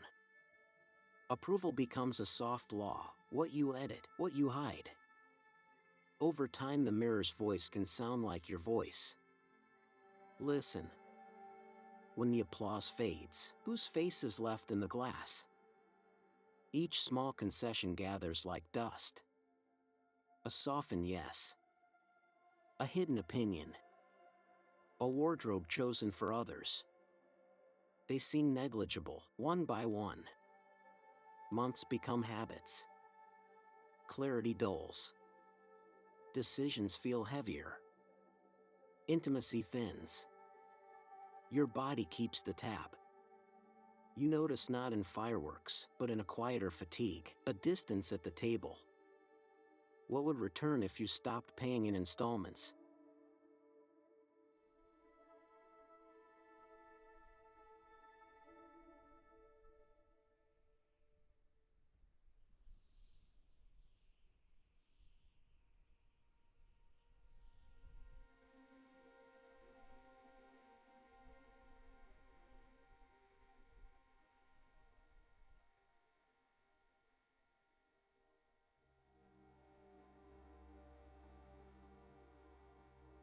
Then the shadow wakes. Not loud. A stubborn ache behind ordinary moments. Small resentments.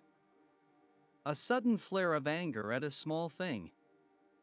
Dreams that no longer belong to you. Your body remembers what your mouth forgot. Tension in the throat. Sleep that opens like a question. Projection follows, you name others for your own missing pieces. It asks, softly, what have you been keeping from yourself?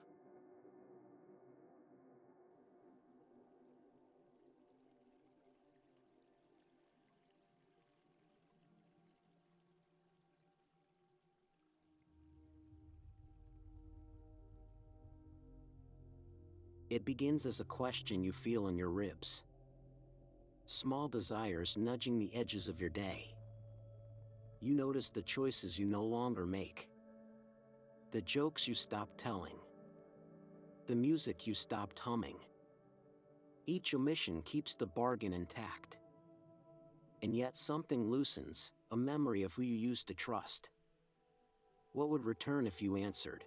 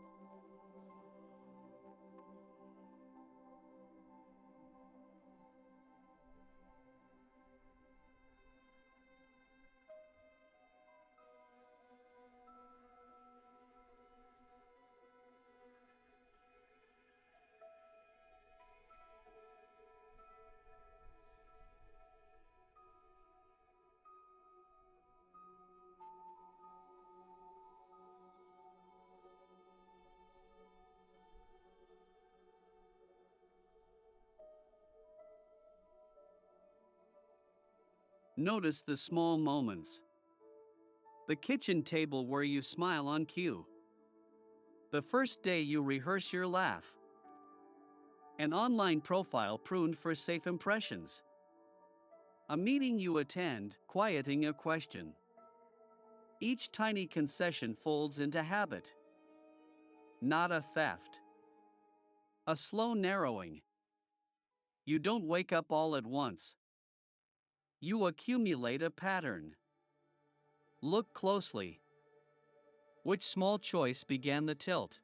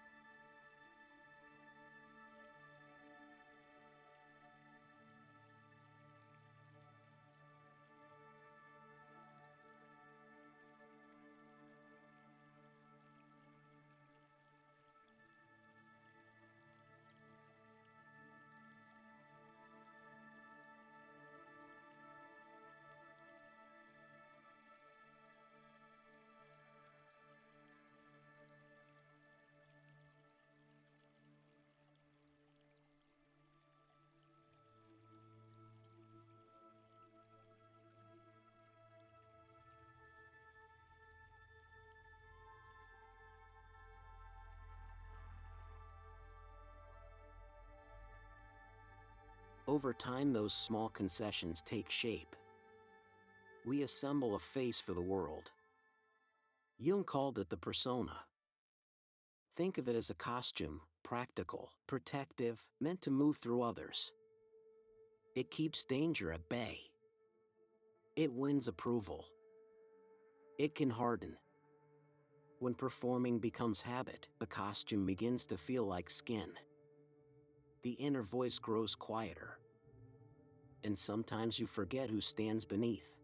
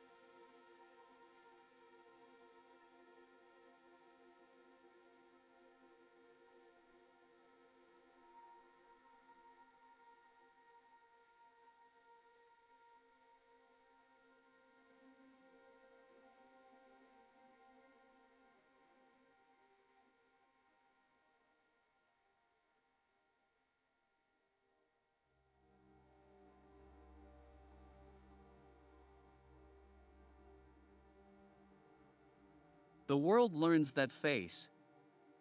Small nods. A smile returned. Invitations follow. So we repeat what works. Approval becomes a quiet currency. Conversations narrow. Roles set like footprints, family rules, office rhythms, online applause. Each reflection reshapes the costume, sometimes gently, sometimes until the edges blur. Disapproval comes to feel like danger. The self that wanted other things grows patient, then thin. You begin to live by reflected answers. What, then, waits when the mirror goes still?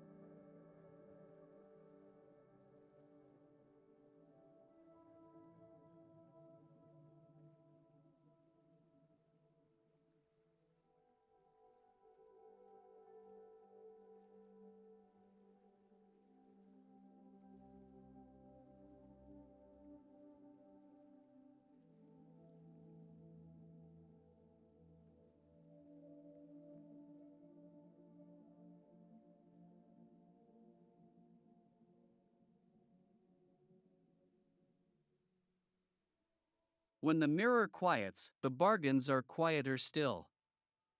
A softened joke at family dinner. Rehearsed enthusiasm on a first day. An edited profile, a caption that feels safer than speech. Each small adjustment stacks. No single choice declares betrayal. They accrete. You wake one morning with new habits in the bones. Notice the rhythms. Watch the tiny permissions you grant. How many of them add up before the person you were takes a different shape? In public, we wear a face. Jung called it the persona. A useful costume. It smooths friction, earns trust, keeps us safe. Often we forget it was chosen. Over years, the costume hems itself into posture. It settles. It begins to feel like skin. And then, which parts are performance? Which parts are waiting to be reclaimed?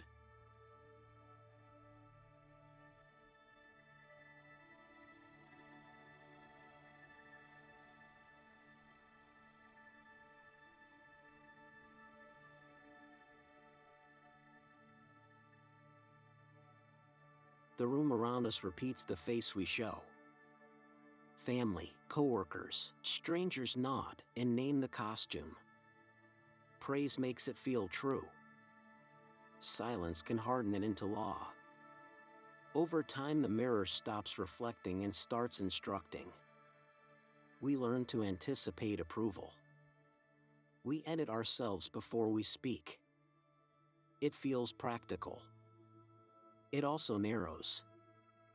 Somewhere between reflection and command, the self begins to listen less to itself. What would it take to hear again? It starts as a small tilt. A softened word. A yes you didn't mean. Alone, they are barely audible. Together, they make a pattern. Days fold into habit. Choices calcify. The body keeps score as a low, persistent ache. Conversations skim the surface. Time thins. Decision-making grows heavy. Intimacy cools, not with drama but by erosion. These are the quiet ledger entries we forget to read. If you listen, you can hear where the margins were paid.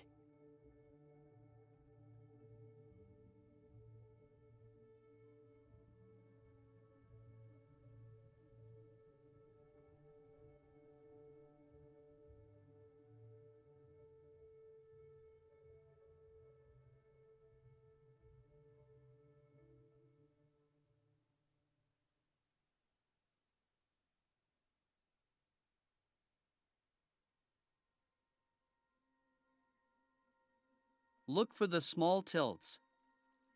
At the family dinner, you temper a story, smoothing edges to avoid a look.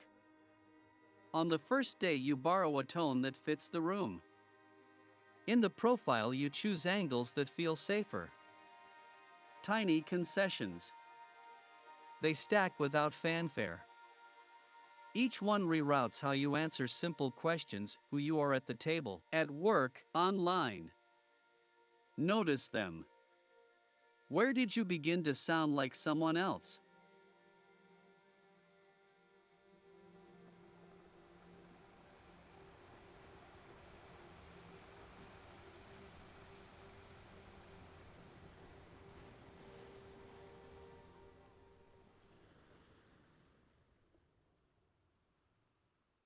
Those small tilts begin to wear an outfit. We learn faces the way we learn coats: practical, weatherproof. Jung named it the persona. It lets us enter rooms. It smooths conversation. It keeps the lights on. Useful. Necessary. But a costume can calcify. Habit turns acting into being. The voice you borrowed becomes the voice you keep. Sometimes the mask protects. Sometimes it quietly displaces the self. How do you tell a role from the whole person?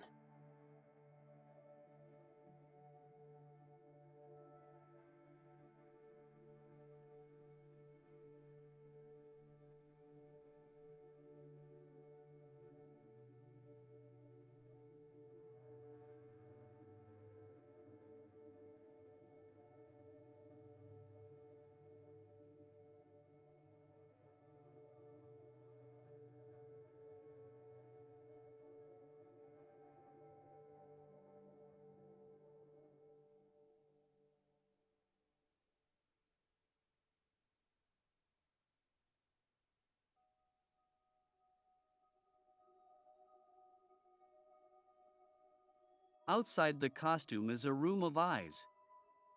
They name you without speaking. Family dinners, first days, the scroll, small calibrations follow. A smile wins a nod. Soften your edges and the air clears. Approval becomes currency. The mirror teaches responses until habits feel like rules. You begin to answer what you think they want. How long can those answers shelter the real voice?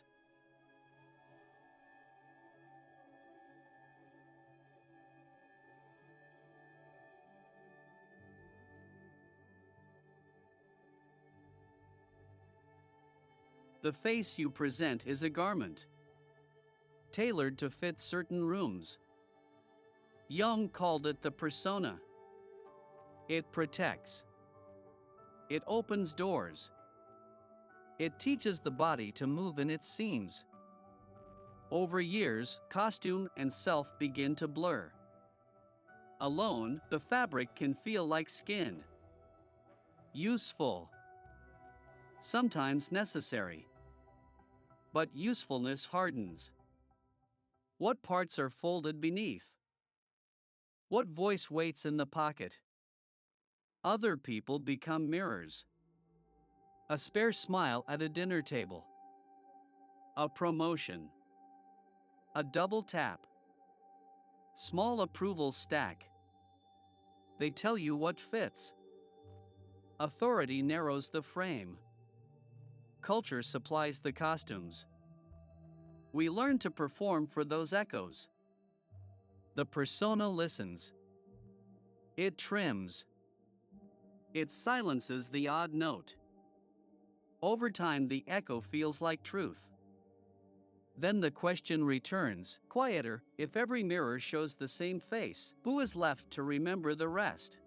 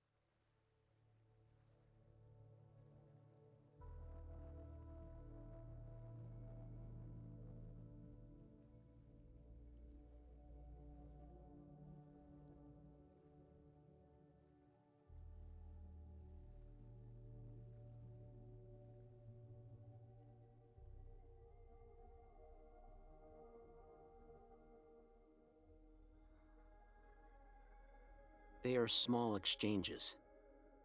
A softened opinion here. A postponed need there. Each concession is a deposit in a quiet ledger. Nights when you can't remember how you said yes. The body keeps score. Choices shrink. Energy thins. Everything looks familiar and a little hollow. After years of these trades, who holds the balance?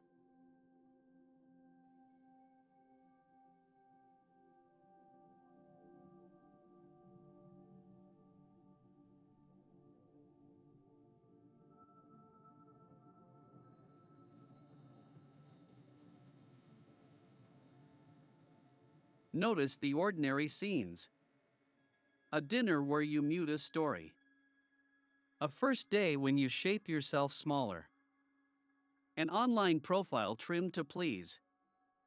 Each small adjustment is practical, unremarkable. Over years they accrete. Not a collapse, a tilt, a thinning out. No verdict. Just an account you can learn to read. Which small yes would you keep for yourself?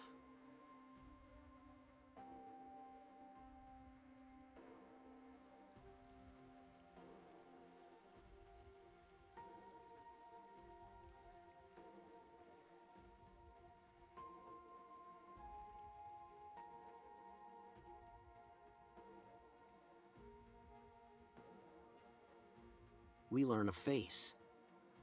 A way of standing that opens doors. Jung named it the persona, a practical costume. It keeps you safe. It also edits your edges. Sometimes it protects. Sometimes it outlives its usefulness. Over time the mask feels like skin. And then, what parts wait behind it? Outside, mirrors multiply the costume. A nod becomes a rule. Approval lights. We learn to match it. Small scripts become architecture. Eyes return what we offer, and slowly we take that echo as measure. The mirror is generous. It is also a teacher. And somewhere, underneath its glare, something waits to be asked. We trade a joke. A withheld opinion. A softer yes. Each small concession files itself away. Time crowds the edges. Feeling thins. Not all losses announce themselves. Often they arrive as silence where a voice used to be. If you listen, what else will the ledger show?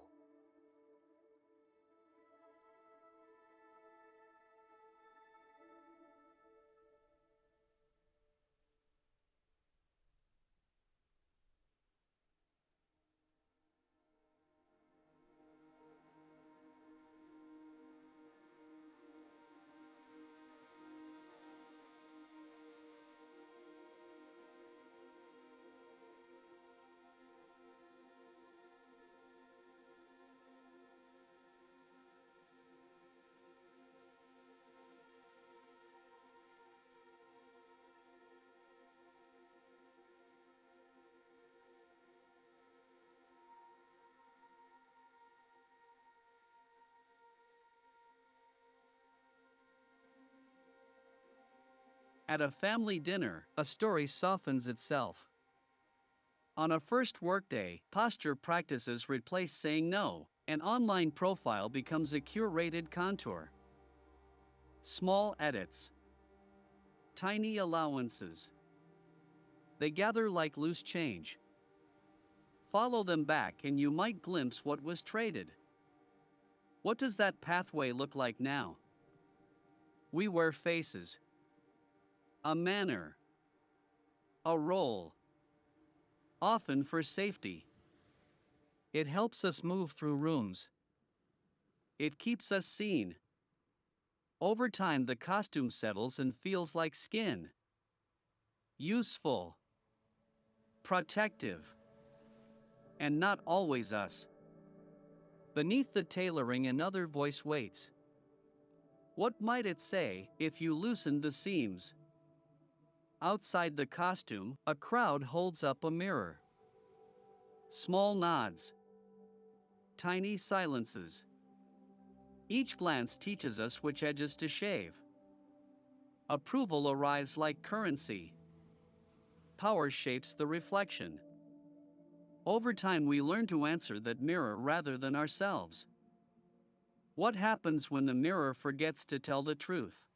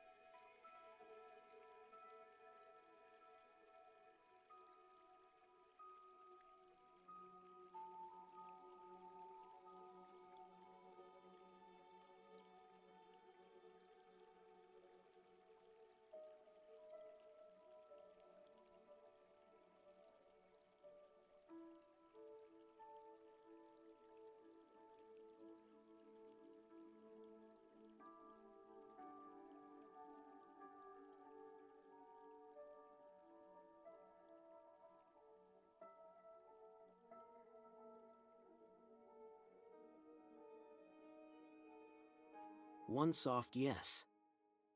A voice smothered. A grin traded for ease. These tiny economies add up. Months settle into posture. Choices thin into routines. You wake with less heat in your bones. Moods tighten. Decisions feel costly. The bill arrives quietly, fatigue, distance. Sometimes you only notice when something you used to love is absent. You look up and catalog the changes. A laugh altered to fit the room. A profile picture chosen for safety. At the table you say what keeps the peace. These are small gestures.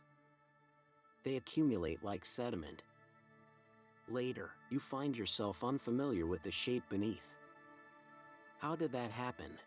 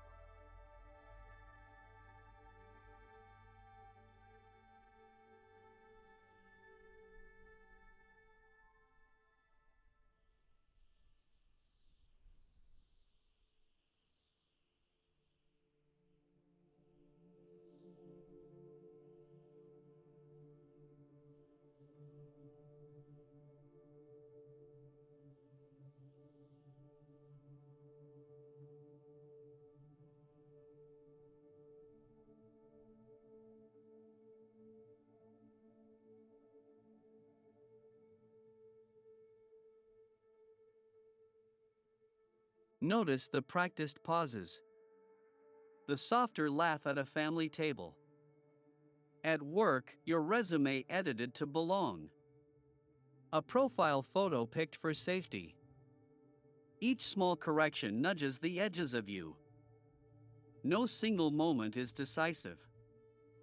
Still, the ledger tallies quietly. What was the first concession you remember making?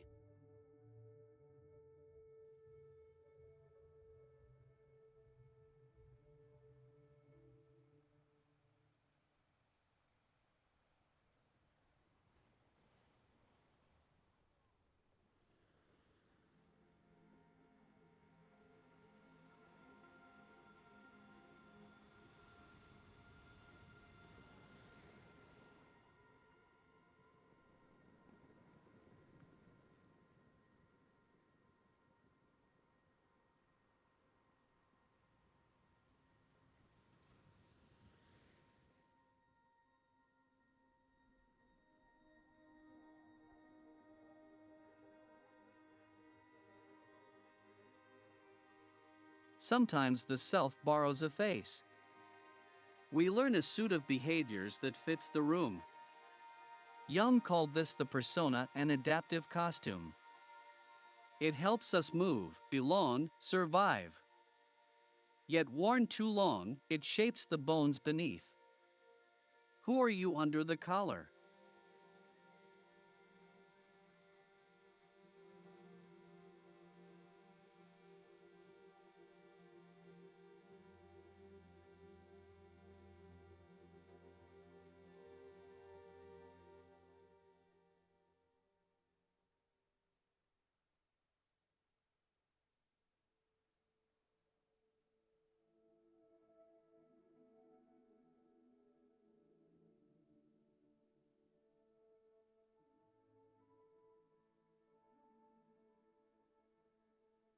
Outside, others hold up mirrors, praise, dismissal, the small rituals of greeting. We learn to answer them. The practiced face stabilizes. Mirrors become maps. And when the reflection changes, when a glance turns away, what remains of the self we rehearsed?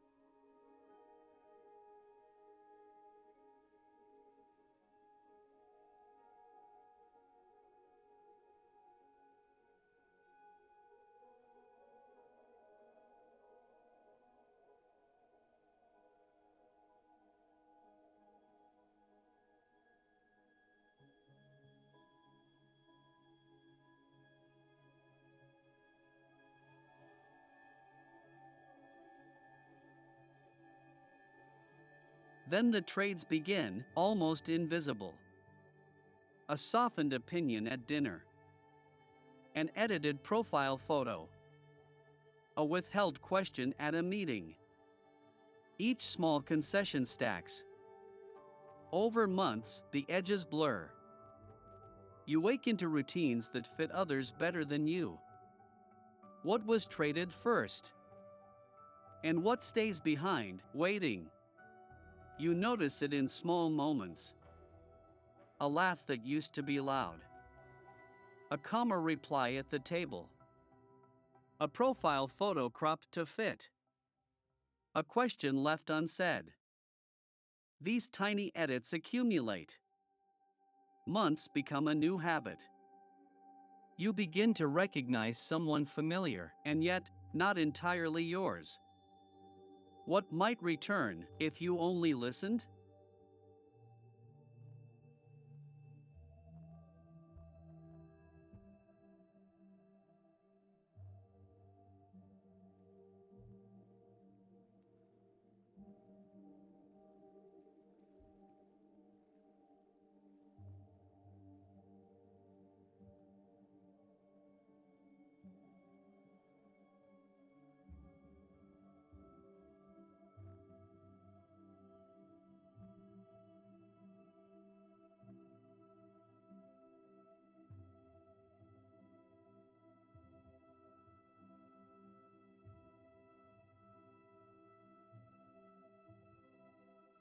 You learn to edit. A softer word at the table. A careful selfie. A question held back. Non-dramatic, small concessions, accumulating like dust. Not blame. Just the quiet arithmetic of belonging. Which pieces, quietly traded, still wait to be reclaimed? We learn to smooth edges at dinners. We rehearse answers on first days. We tune a profile, an accent, a laugh. Each small concession redraws a border. Not sudden. Patient and precise. Look closely, what habit became your costume? Which silence inside you is waiting to be named?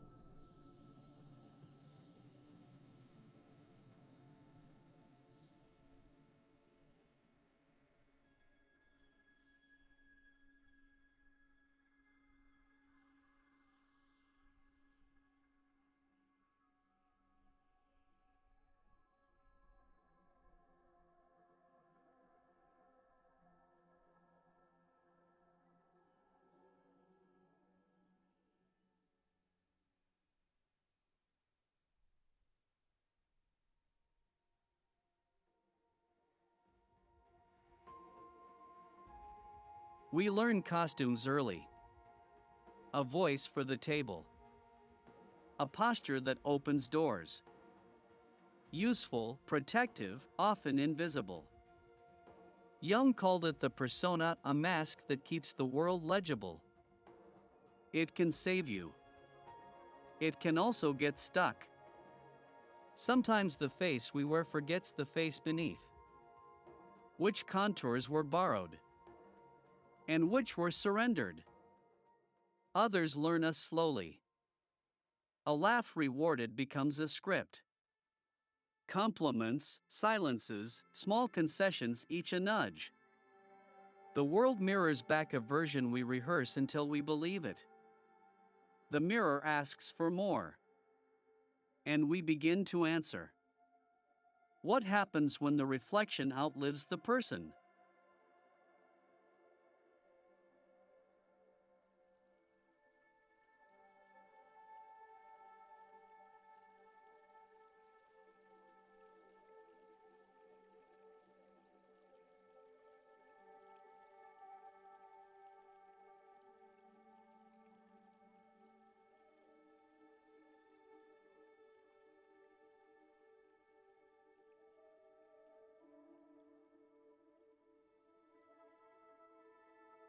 It happens in small scenes, a family dinner, a first day at work, an edited profile photo.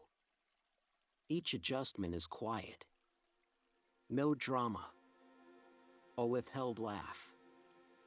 A softened opinion. A truth polished for safety. Over time those edits become the script. What slipped away first?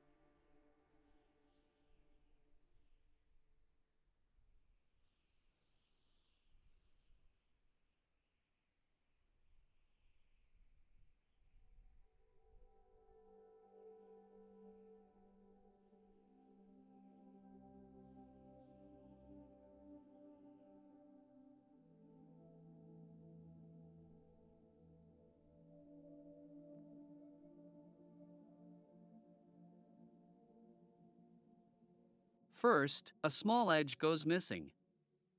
A quickness in laughter that dulled. The bluntness that once saved you, softened into caution.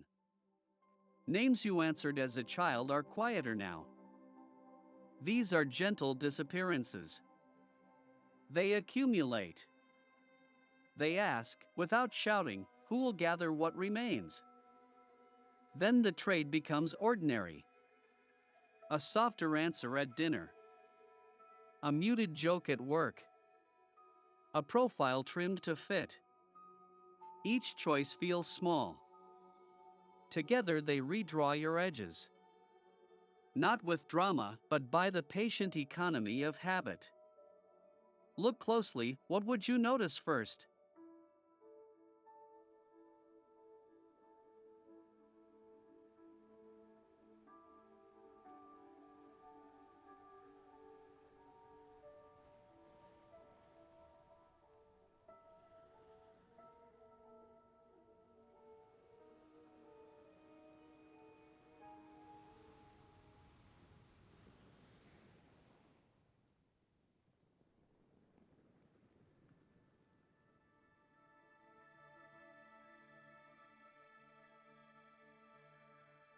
Notice the small rehearsals. Smiling at the dinner table to keep peace. Practicing lines before a meeting. Choosing a profile picture that feels safe. Each rehearsal is reasonable. Each adaptation, a little less voluntary. Over time, rehearsed gestures replace the older ones. You begin to act from memory. One night you pause and realize you no longer know which parts were yours.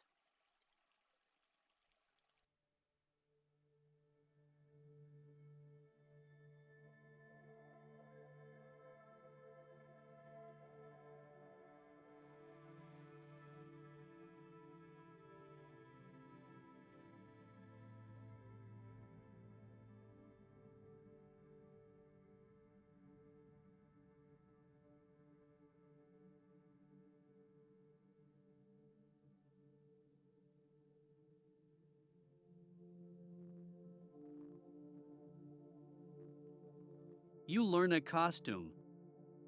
A practiced smile, a mannered laugh, a tailored opinion. Jung called it the persona, a useful mask for the world. It keeps things working. It also presses the seams. Over years, the costume can feel less like clothing and more like skin. Where, then, does the real body rest?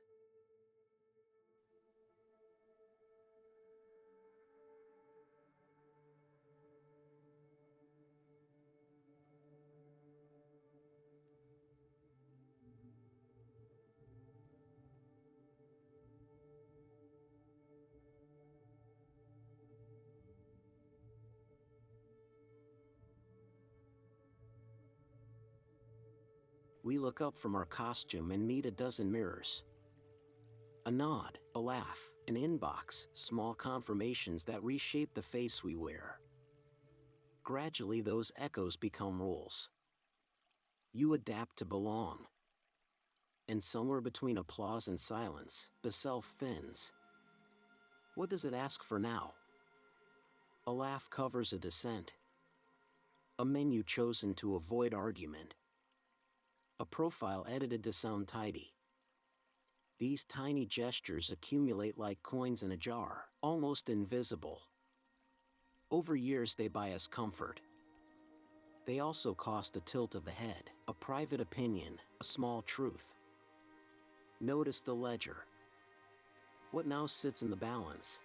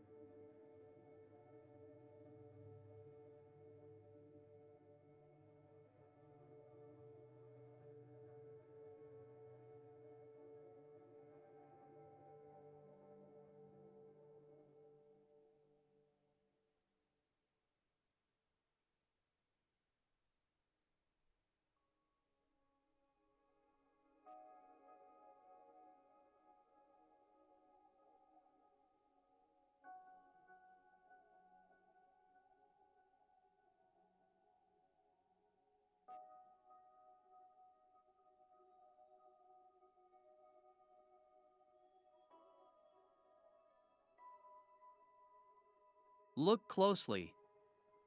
The adjustments are small. A withheld opinion at dinner. A turned down invitation. Each choice nudges the outline of who you are. No drama.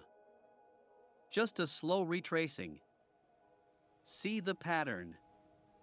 Not to fix, but to see. What would a single different answer change?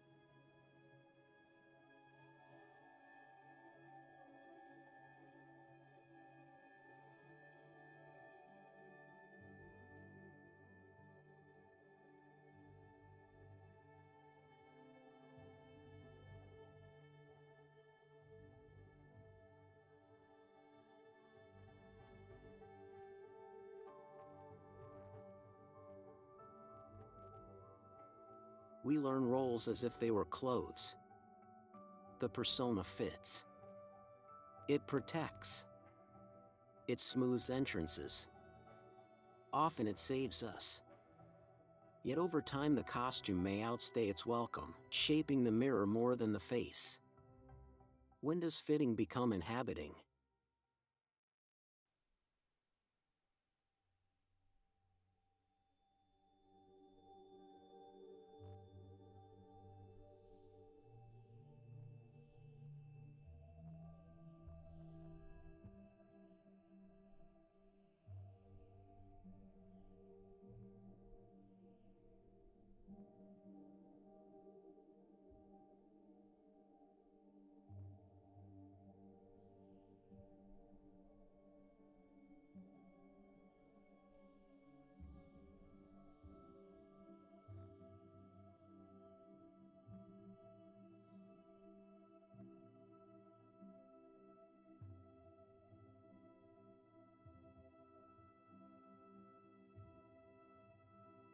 In rooms full of other people, we learn new rules. A nod becomes currency. We adjust our edges to fit the light. Approval arrives like warmth and then like gravity. Over time, those reflected expectations carve grooves in how we move. What remains when the mirror stops smiling?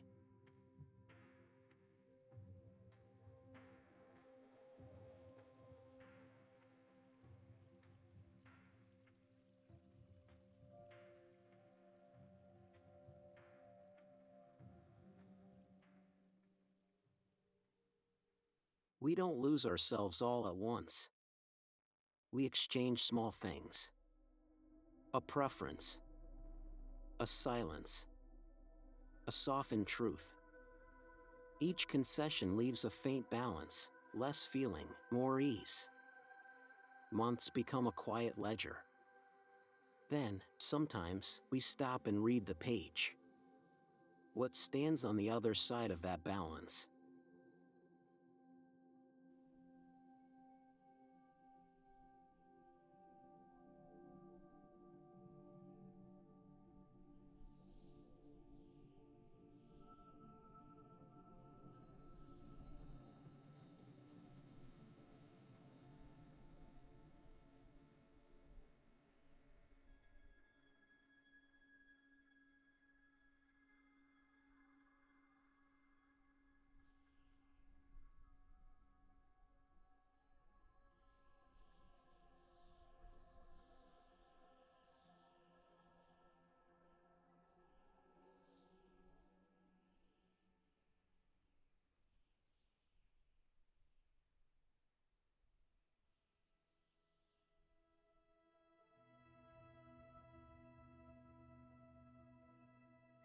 We slip into choices that feel small. A softer laugh at a family table. A rehearsed answer on a first day. A curated profile that glints but won't tell. They stack, unseen. Not theft, but negotiation edges smoothed away. Then, slowly, the mirror shows a shape we recognize and don't.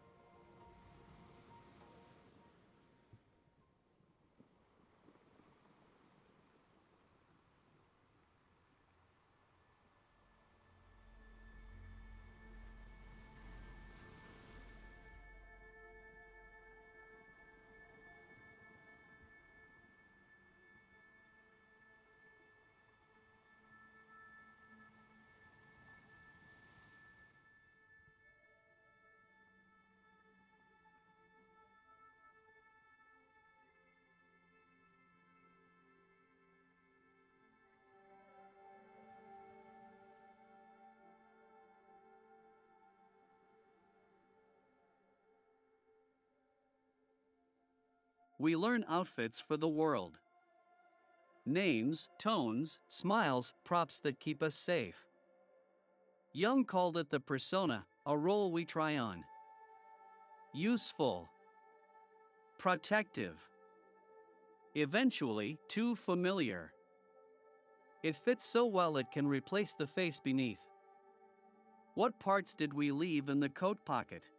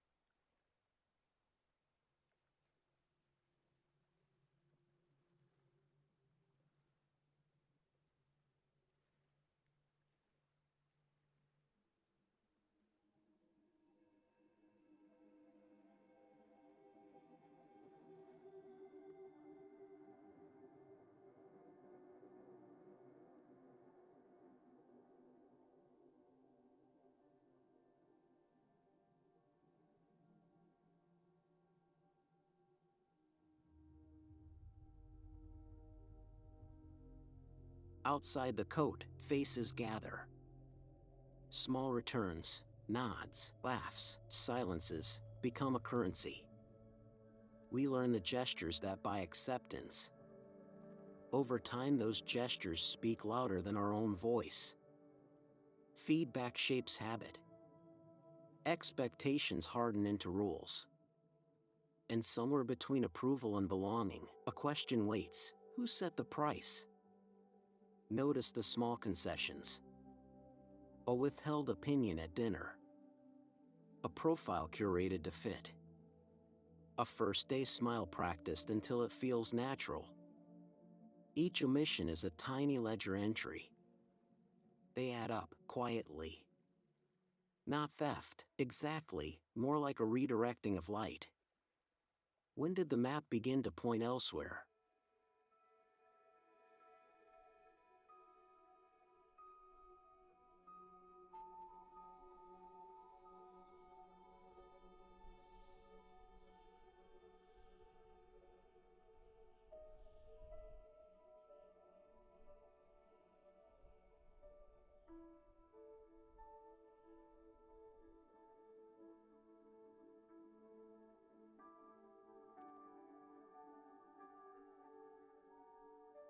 We build masks like wardrobes.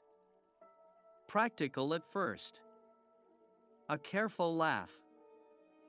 A calmer posture. They sit well in rooms that reward them. Over time, they stop being clothes. They begin to shape the body beneath. Not malicious. Adaptive. Useful. And then, one morning, you find the mirror answering for you before you can speak.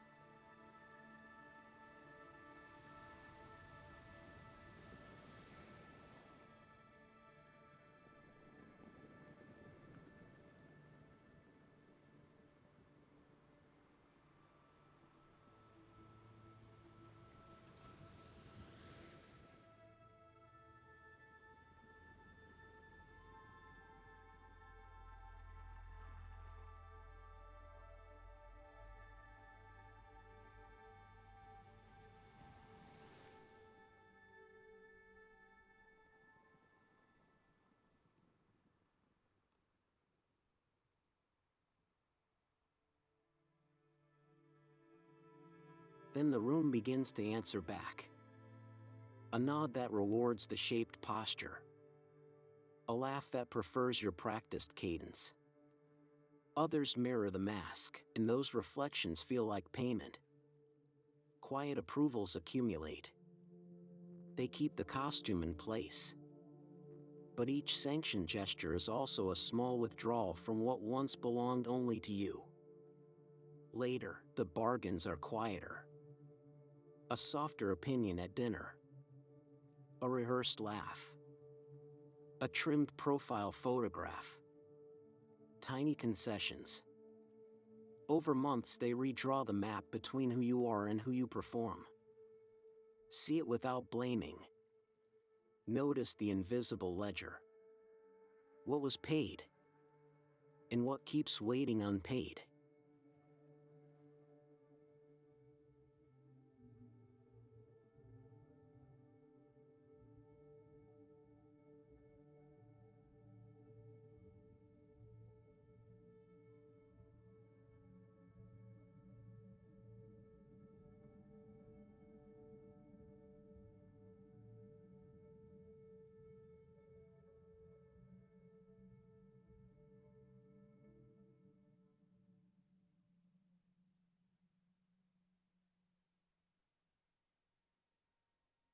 Sometimes you wake and recognize a stranger in the mirror. Not dramatic, just thinner edges. You saved a mood. You softened a truth. The ledger sits on the kitchen counter now. Small receipts, an avoided argument, a curated silence, a practiced grin. Count them slowly. Then ask, without pressure, what might return if those small payments ceased?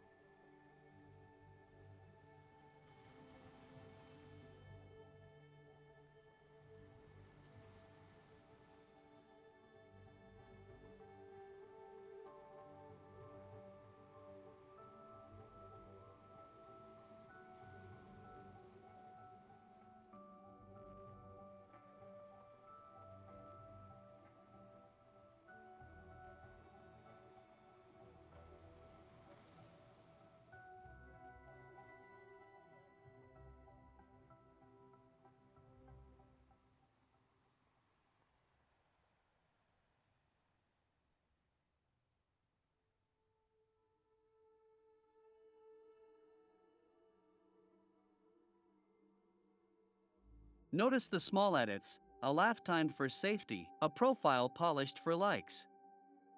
They stack. Quietly, they reroute who you are. Which small unpicking would loosen the shape?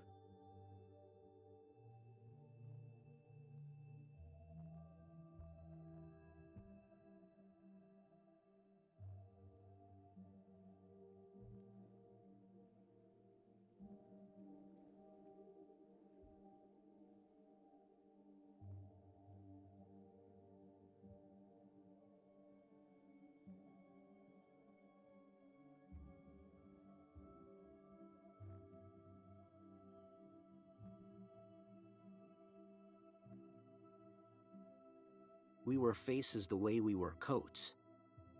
They protect. They sculpt the doorway into which we step. Useful, often necessary. But over time a costume can become flesh. What if you unhooked it? Even a little. Outside, others hold mirrors. A smile, a silence, tiny calibrations. We answer them. Over years those answers become habit. What if the mirror has been rehearsed for someone else? A joke withheld. A softened truth. Habit clips your edges. Slowly, you notice a pattern. Not dramatic, incremental. Then a pause. What shifted first? A withheld joke becomes habit. A softened answer, a profile edit, a small silence at dinner. One quiet yes at a time. Borders shift. Not loudly. Slowly. How many small trades add up before we notice?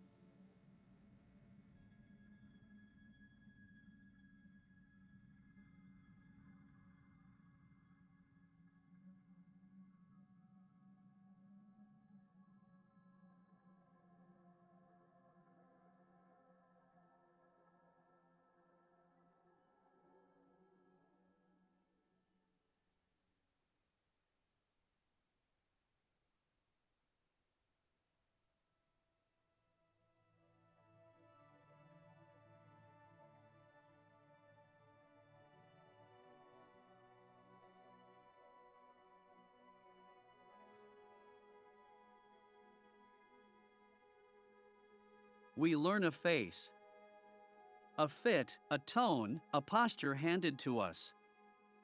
It protects. It narrows.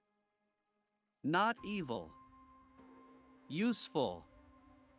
But wear it long enough and the edges start to belong to someone else. Notice the ledger, muting a laugh, choosing safer opinions, letting silence fill table.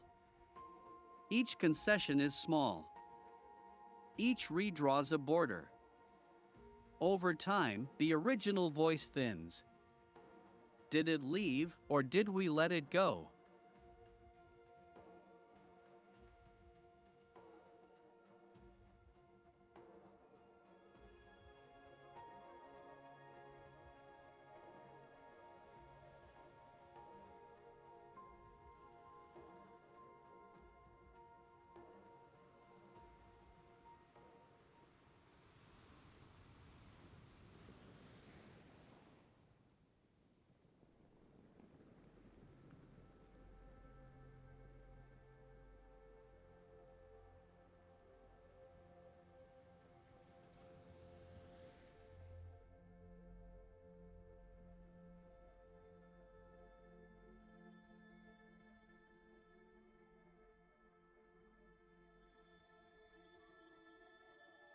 Most often we trade inch by inch.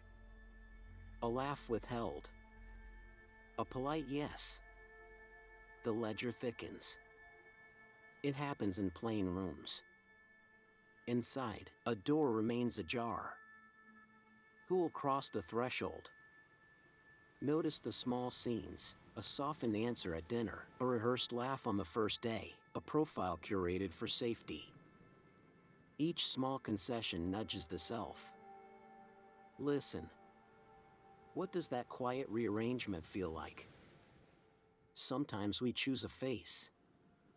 It fits. It protects. Over time the costume starts to feel like skin. Where does the actor end and the self begin? Then, day by day, small shifts. A joke softened, a truth withheld. Each concession settles like dust. Until one morning you wake and ask, whose voice is this?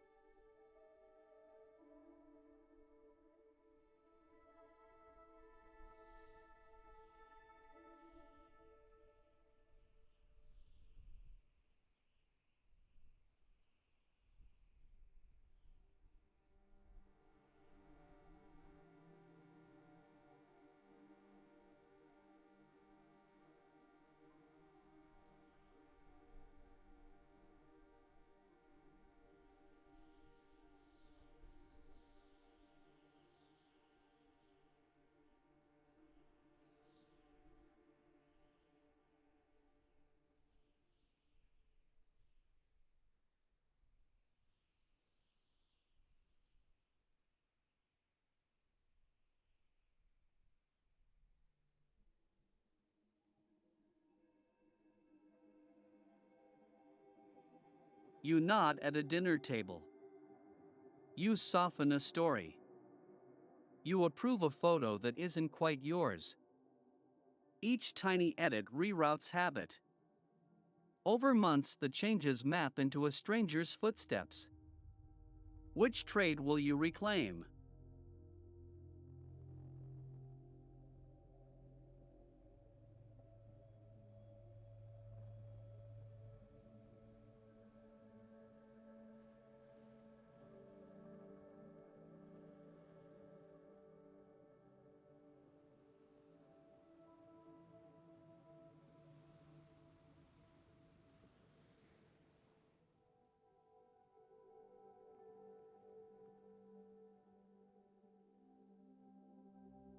You watch small concessions happen. A quieter laugh.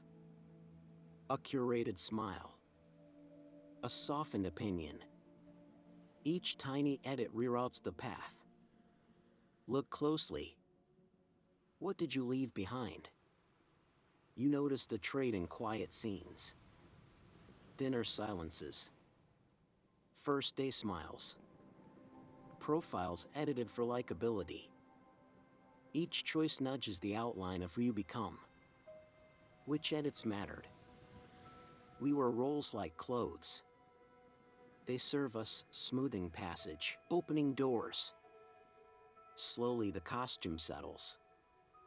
It alters posture, mutes small aches. Underneath, something waits. Not angry. Patient. Curious.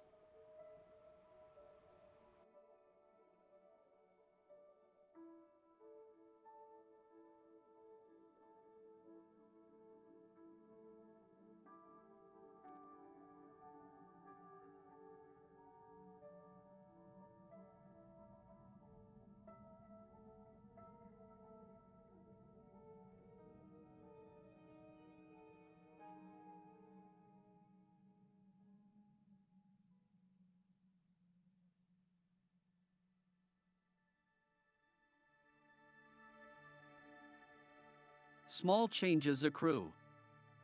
A quieter laugh. A held opinion. Over years, these micro renegotiations redraw the shape of self. They keep you safe. They also leave questions, soft and persistent. It becomes a stranger in the mirror. A practiced smile.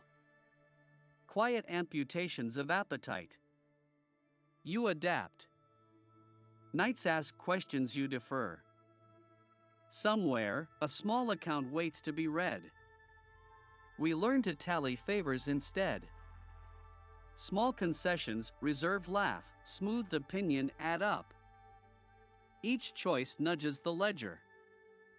Later, you wake and count what's missing and what could return.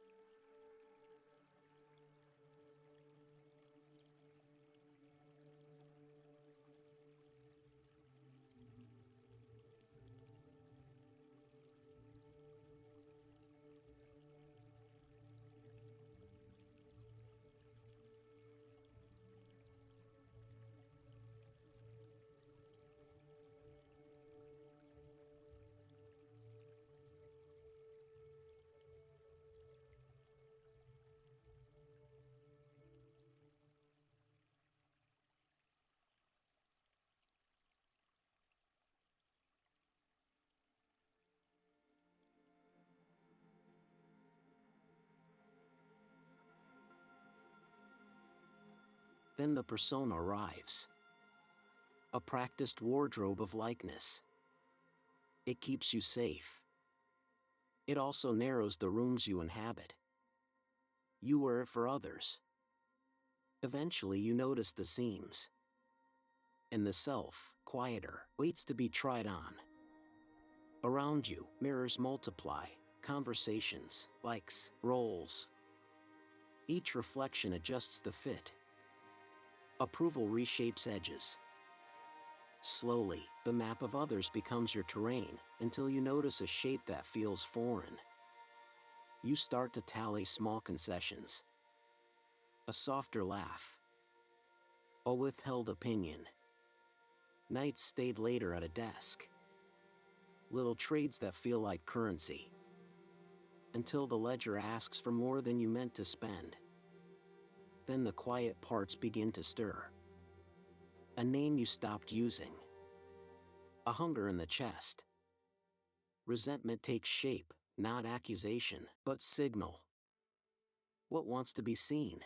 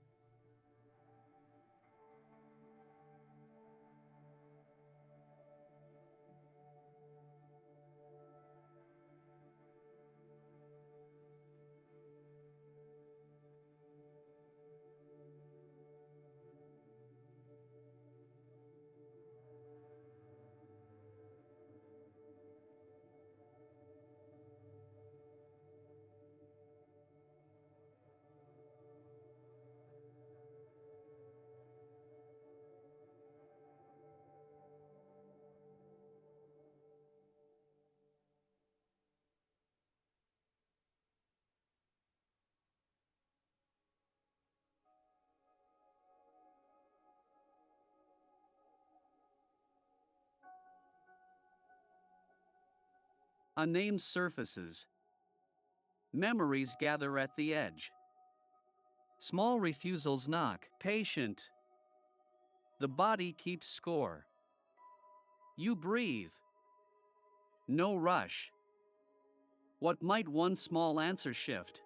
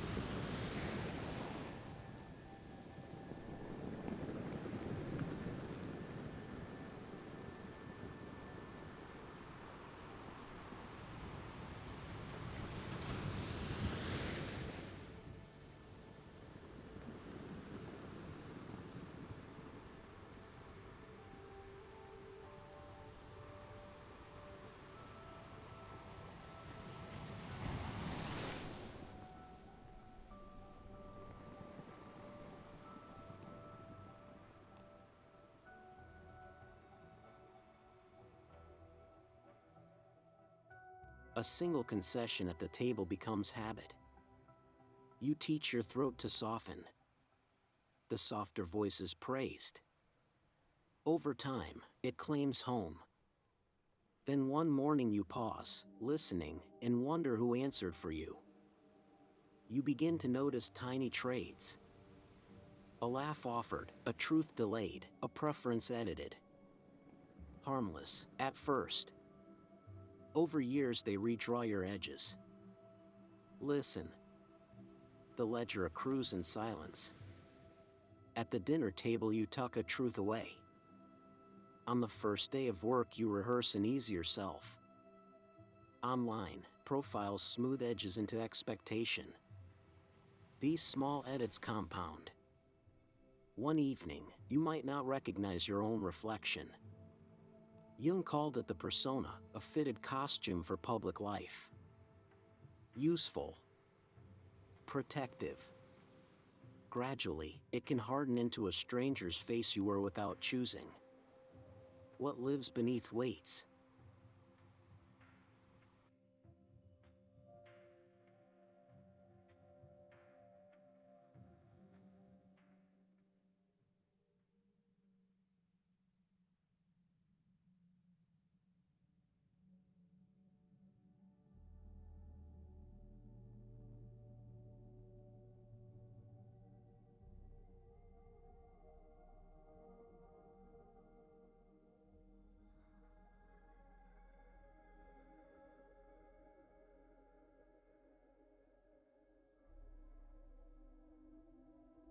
The world reflects that mask back.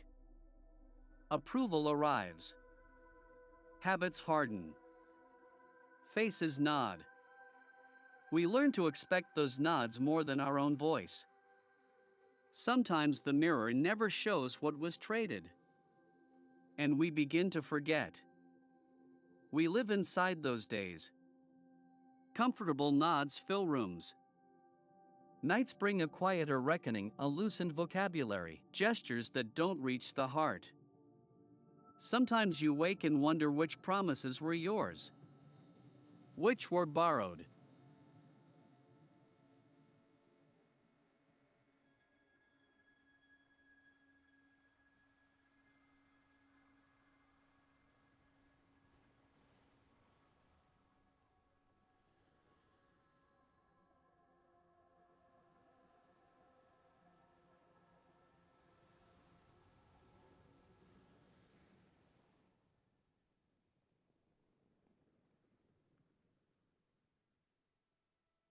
It starts small, a laugh softened, a story edited, a profile curated. Little surrenders add up. Notice them. Ask, quietly, which pieces were yours to trade.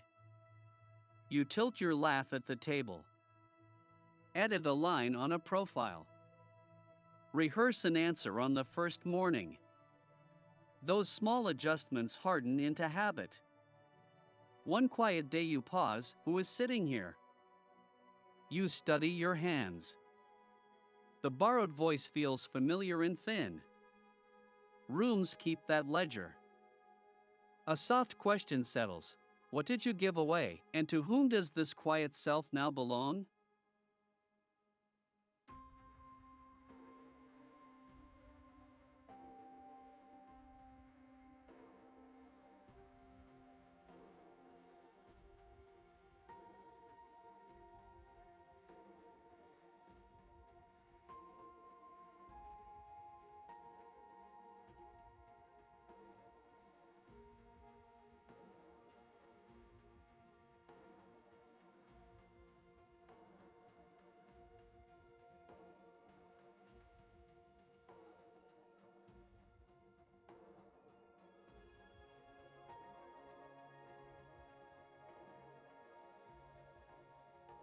You catalog small trades, a softened word, a practiced smile, an omitted preference.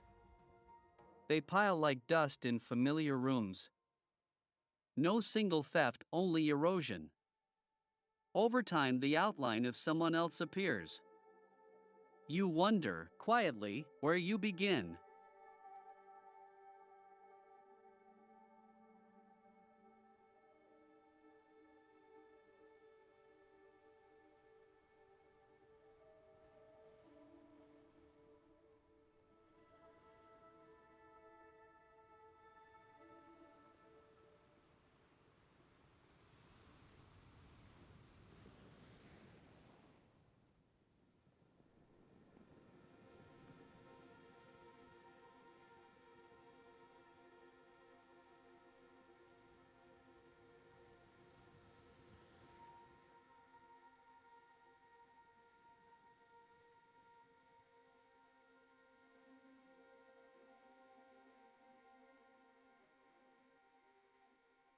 Listen.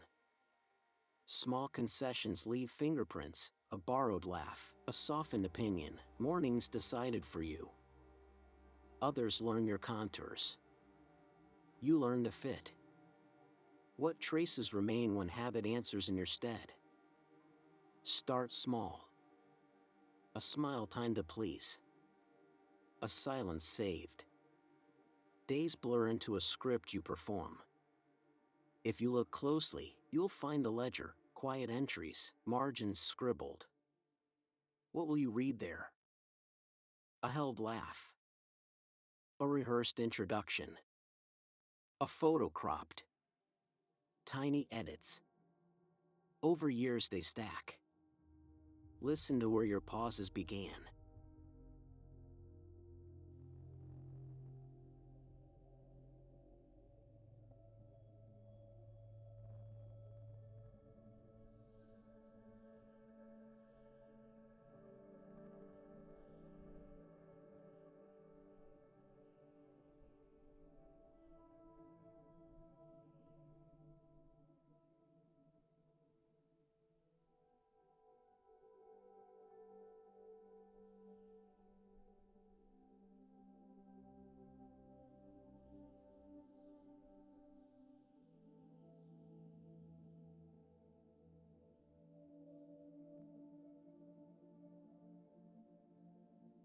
Now look closer. A smaller concession at dinner. A softer opinion at work. A photo cropped to fit. These tiny edits become habit. Notice them without blame.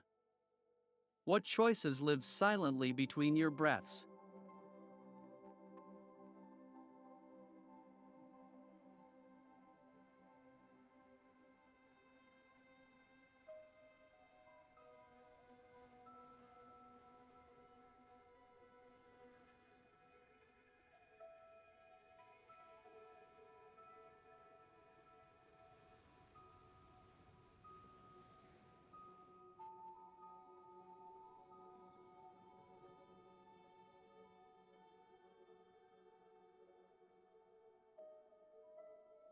We learn to wear a face. It protects and performs. Useful at first, then familiar, then lodged in posture. It keeps others calm, while something inside waits in the dark. What lives beneath that careful dress? A borrowed laugh. A quiet yes. Small adjustments, tilts, silences, practiced gestures. Over years they stack. The person you return to becomes thinner. You notice, finally, in the pause between actions. What will that quiet ledger show?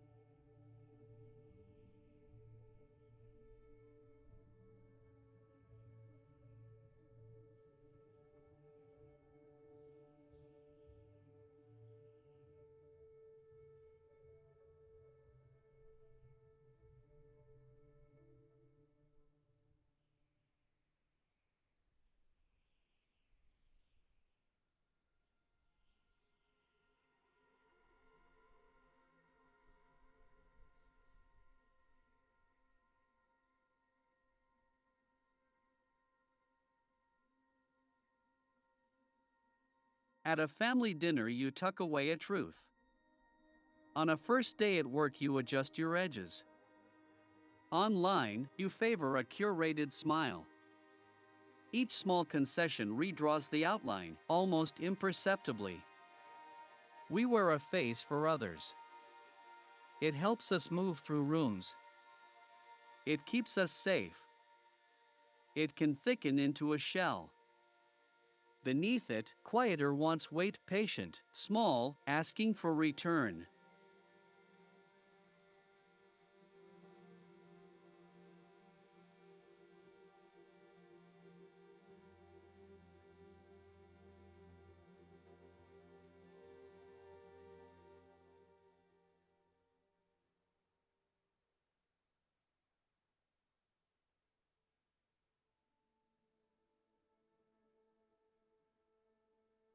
Outside, mirrors gather us family, feeds, workplaces. Each nod buys a small concession. Years fold them into habit. You grow lighter and strangely distant. Somewhere, an old preference waits. What would it say if you listened? It would begin with a small insistence, a remembered laugh, an unfinished hobby. You breathe. The self surfaces slowly, uncertain, asking only to be noticed.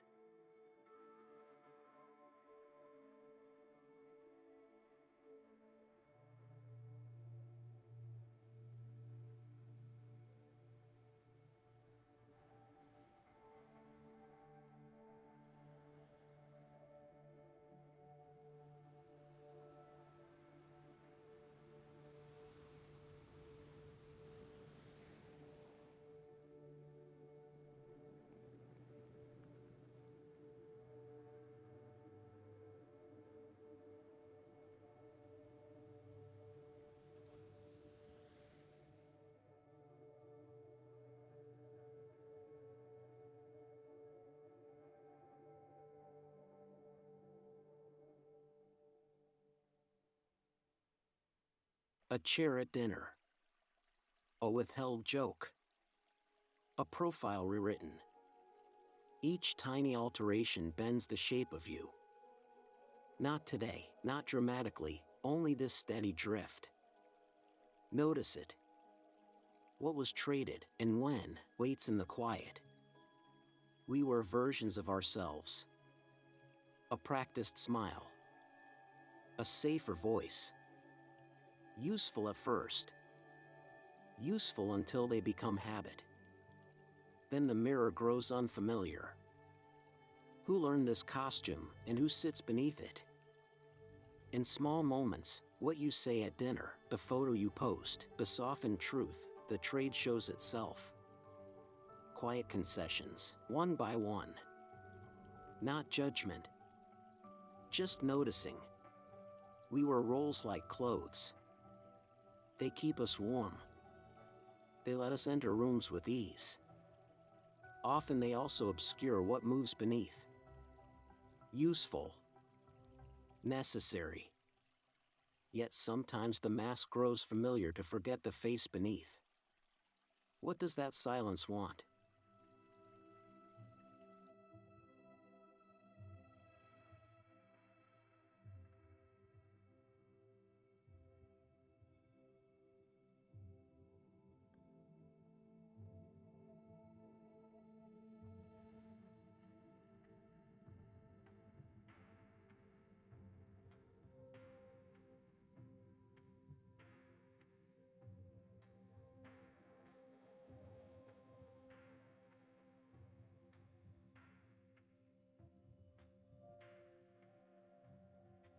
Outside, others reflect the mask.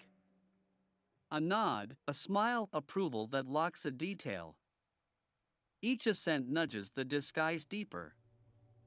We trade pieces, quietly. Then, the ledger whispers,